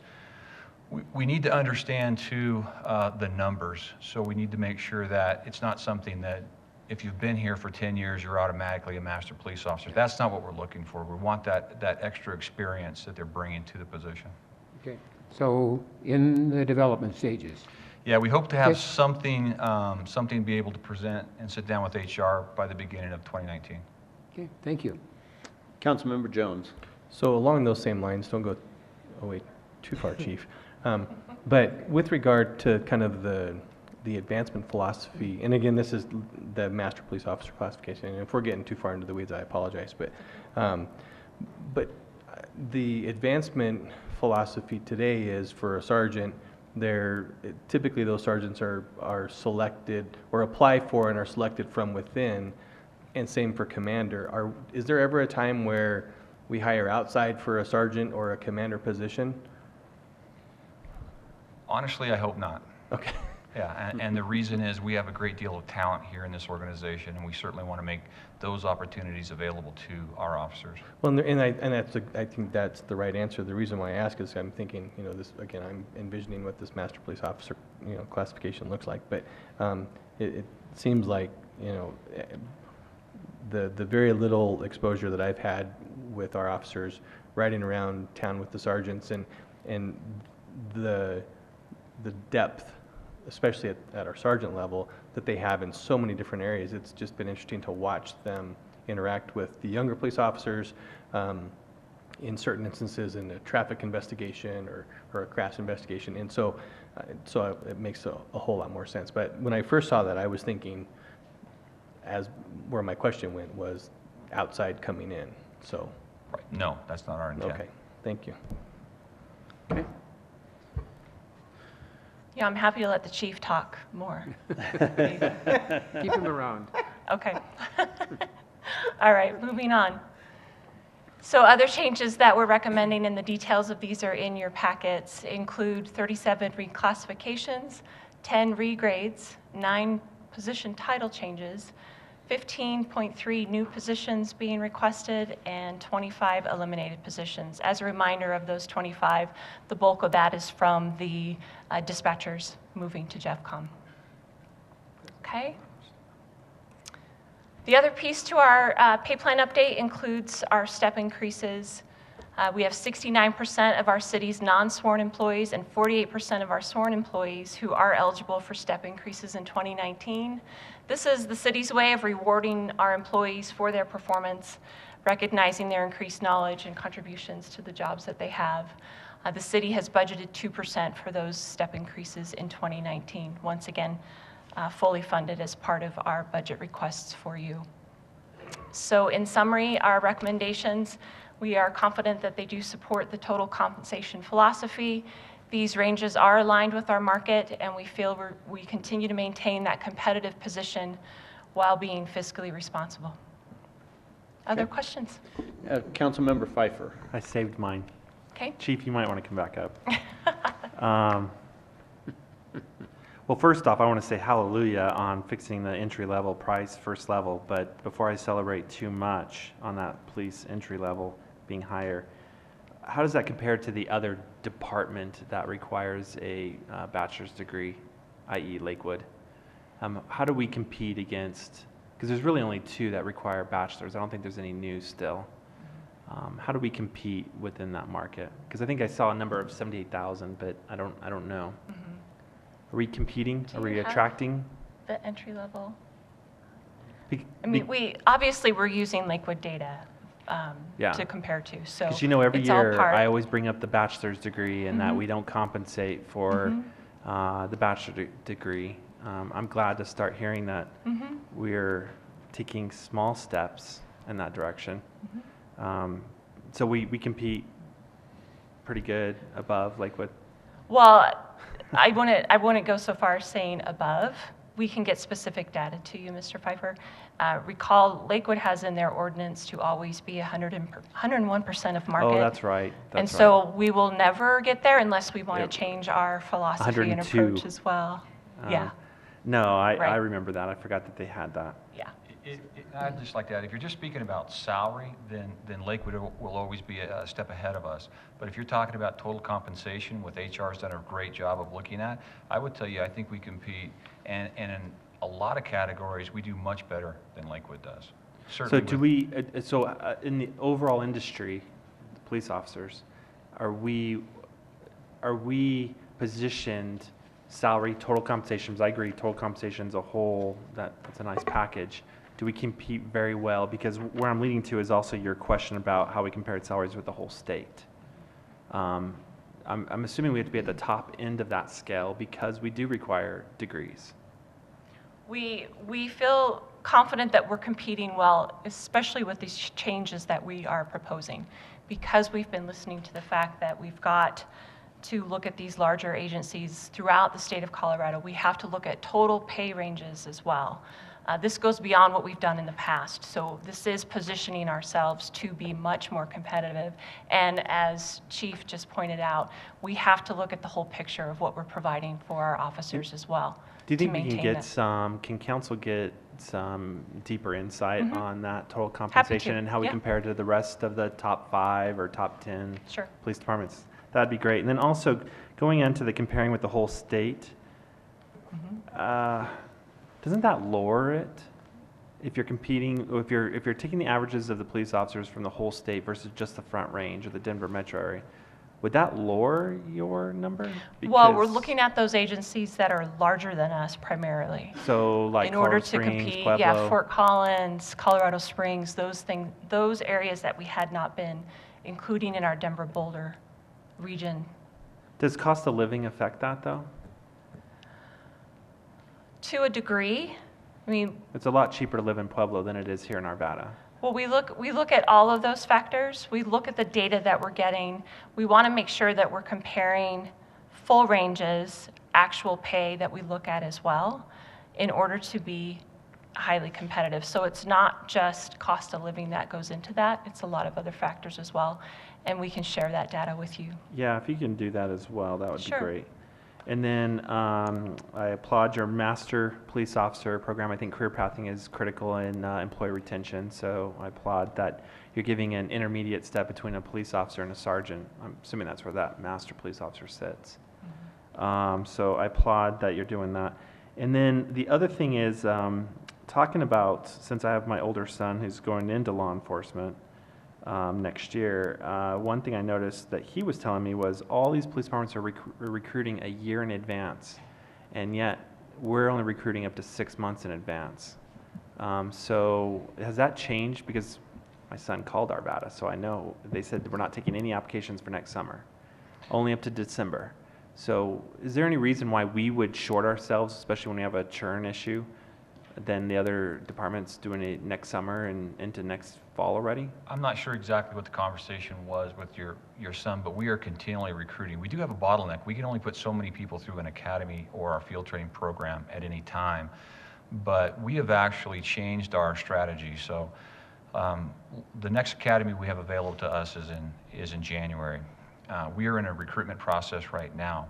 When we find qualified recruits, we will offer them the job today. We will get them on board and we will work them into the police department. They may go over to investigations, they may work in records to understand and get a sense of the culture of the city of Arvada and our police department. And then when we can plug them into our academy, we do that, we find that they're much more successful. So I'm not, I can't speak to exactly what the conversation Well, maybe was. how we frame that recruitment effort might confuse new college graduates coming out, because just hearing this, and I know we have this churn, Denver, Aurora, Lakewood, we're already putting people into slots for next summer. So, you know, we can even talk that far out. So I don't know what the conversation is, but maybe the way it was framed. So there's a couple of things you're talking about. We found that if we are hiring people for, we're going to say, we're going to put you through a process and we'll actually give you a job in 6 months, they're not going to be there in 6 months. Right. So that's not very effective for us. So we are taking the stance that we have. We also have asked for this recruiting firm to come in and help us understand, because I think there is some confusion when you go out there on a website exactly where it takes you. We want this to be seamless, no confusion. We want one point of contact and they all get to the same place and they get the same information, so we can avoid some of the things you're talking about. Yeah, and I think the reason I drilled down on this is because we require a bachelor's degree. So our net of recruitment is very small and very specialized, right? Correct. So if we can't get a hold of those kids or those individuals that have those bachelor's degrees, we're missing that opportunity where they may be going to other cities because there's misunderstanding or you know, maybe our recruitment's not clear. So I appreciate the fact that you're getting somebody in to help us through that, but you know, just keep in mind how small our net is because we have that special requirement over our police officers. So I appreciate that. And then I think I'm done with the chief. The last question is cost of living. We don't really talk about cost of living in here. So how does that influence some of our decision making? Well, so when we go out to the market and we're looking at increases in the market, cost of living is part of that. We're looking at salary range adjustments, or what we call market adjustments. And so when we look at what the market is paying currently for an information technology position this year over last year, the data that's given to us includes some of that cost of living increase. You know, the demand for the position itself is a factor, what other organizations are trying to pay for it, So that's your salary range adjustment? Yes. Okay, Those just are the trying to market- make sure Yep. because we use so many different Yeah. words, we're not They're all the talking market about the same one. increases. So Yep. salary range adjustment is your market adjustment, which is cost of living is influencing that. Yep, And then your step increases are for your performance. correct. So those are your performance increases. Exactly. And so of the step increases, you have to make a certain performance level to get an increase? You Because have only to- 69% of our city employees will get this additional increase for performance? The other percentage have topped out in their range. So they're making Okay. the maximum amount of money that the market is paying for that position. So they'll continue to, as the market is good and we make market rate adjustments, those people will continue to So we're not receive- creating any artificial ceiling on those rates, other No. than they're capped out in their grade level? That's right. Okay. So a third of our city is capped out? Almost, we'll say, give or take a couple percentage? That's the longevity of the city that we have, which is why we're also seeing all the retirements that we see. And that applies also to the sworn officers? 48%? Okay, so will this master police officer address some of that? Give some ability to Yep. get a little increase at least? As Okay. well as the adjustments that we're recommending to the ranges themselves, yes. All right, thank you very much. Councilmember Jones? Mr. Pfeiffer asked my question, right? That was the last, so we're good. Okay, thank you. Councilmember Miller? Thank you, Ms. Haley. I have a couple of questions. So you're recommending a 2.25 for management and 3 for Information technology. information technology and labor LTCU. trades. I didn't know what those Labor, letters trades, stood for. crafts, and utilities. That's right. Yes. Where the Employers Council recommend 3.2 to 3.3%, I'm just wondering, I guess I would ask why your numbers wouldn't be a little bit higher, mostly because it's way more expensive to recruit, hire, and train new people than to keep our folks that are already here doing a great job. And my second question is, they can get the 2% on top of the 2.25, correct? If it's a step and it's the Correct. living, okay. That's correct. So when we look at establishing those market rate adjustments, we have to look at our approach and our ability to fund and what we feel is a mixture of reactive as well as being strategic in how we're establishing the rate adjustments for the market rate adjustments, if you will. Looking at all of the data, and when you see Employers Council recommending or saying that it's anywhere from 3 to 3.25, that can include a whole range of different positions and even merit increases. So step with market rate adjustment in our case. So we need to balance that as well. We feel that what we're recommending, even at the higher rate than the 2.25 for the information technology and labor trades, crafts, and utilities, that will, we feel, put us in a competitive level while still giving us the ability to fund it. Okay, cool. Thank you. You're welcome. Okay.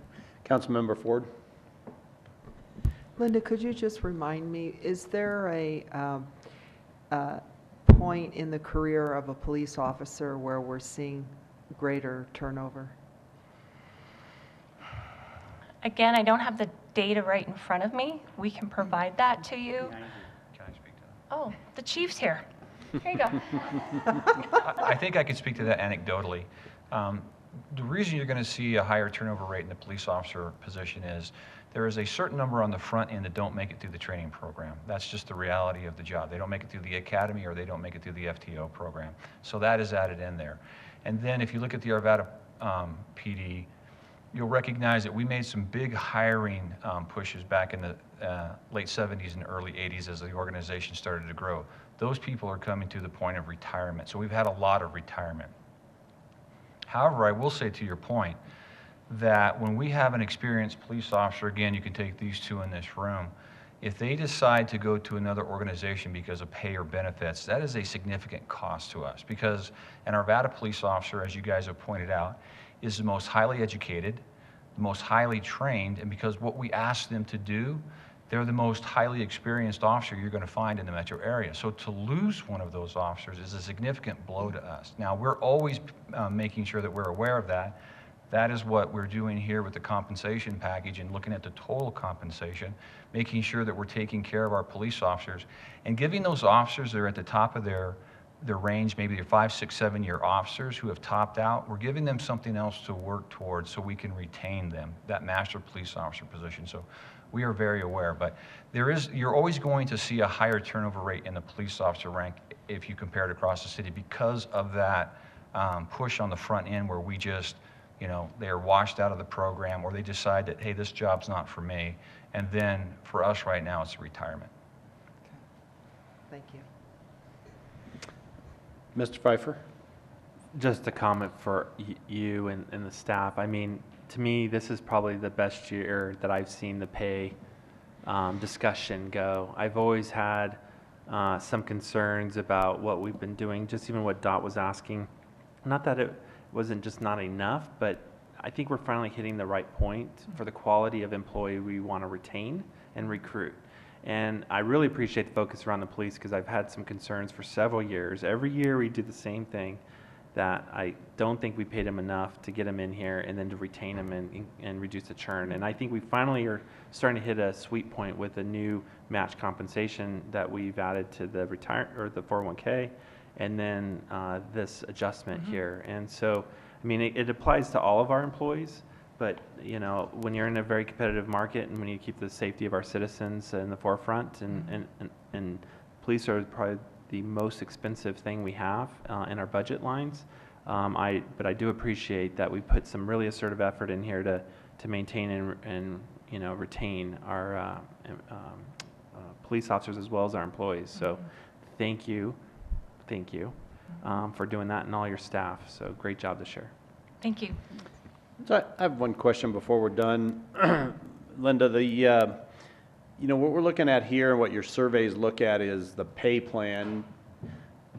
Does the pay plan look at total compensation, which of course is pay and benefits, or do those two things get looked at separately as opposed to in combination, particularly when you're comparing private sector versus the government sector? Oftentimes those things are a little bit different. Right. How do we incorporate that total compensation into this discussion as opposed to being just either the pay discussion or just the benefits discussion? So with total compensation, our approach then is the collaborative approach with the city manager's office and finance to look at total costs, total budget. Benefits are huge, as you know. We've been really working very hard to keep our benefit renewals at a decent rate, and we've been fortunate to have some good planning and strategy behind that. It is done separately than when we look at our pay plan updates, although we can go out and get data, which we do very routinely in the same way, looking at benefits plans with people that are sharing that data. The difference, however, with a benefits plan is sometimes we can't get all the information. Like we may say, our competitors in Lakewood, they're on a high deductible health plan, but we don't necessarily have access to exactly how those are, the premiums are laid out. How much is the city paying? How much is the employee paying? We can sometimes get that, but then when you look at the plan design itself, that's where things cannot be completely apples to apples.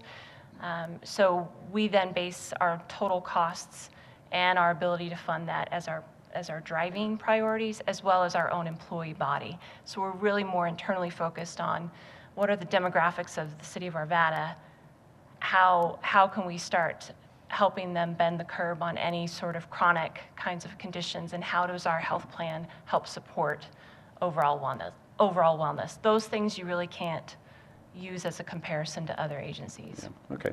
Well, I'd just make just a comment. I think, you know, when we sit in this chair up here looking out for the interests both of the taxpayers of the city as well as the city staff and the organization, that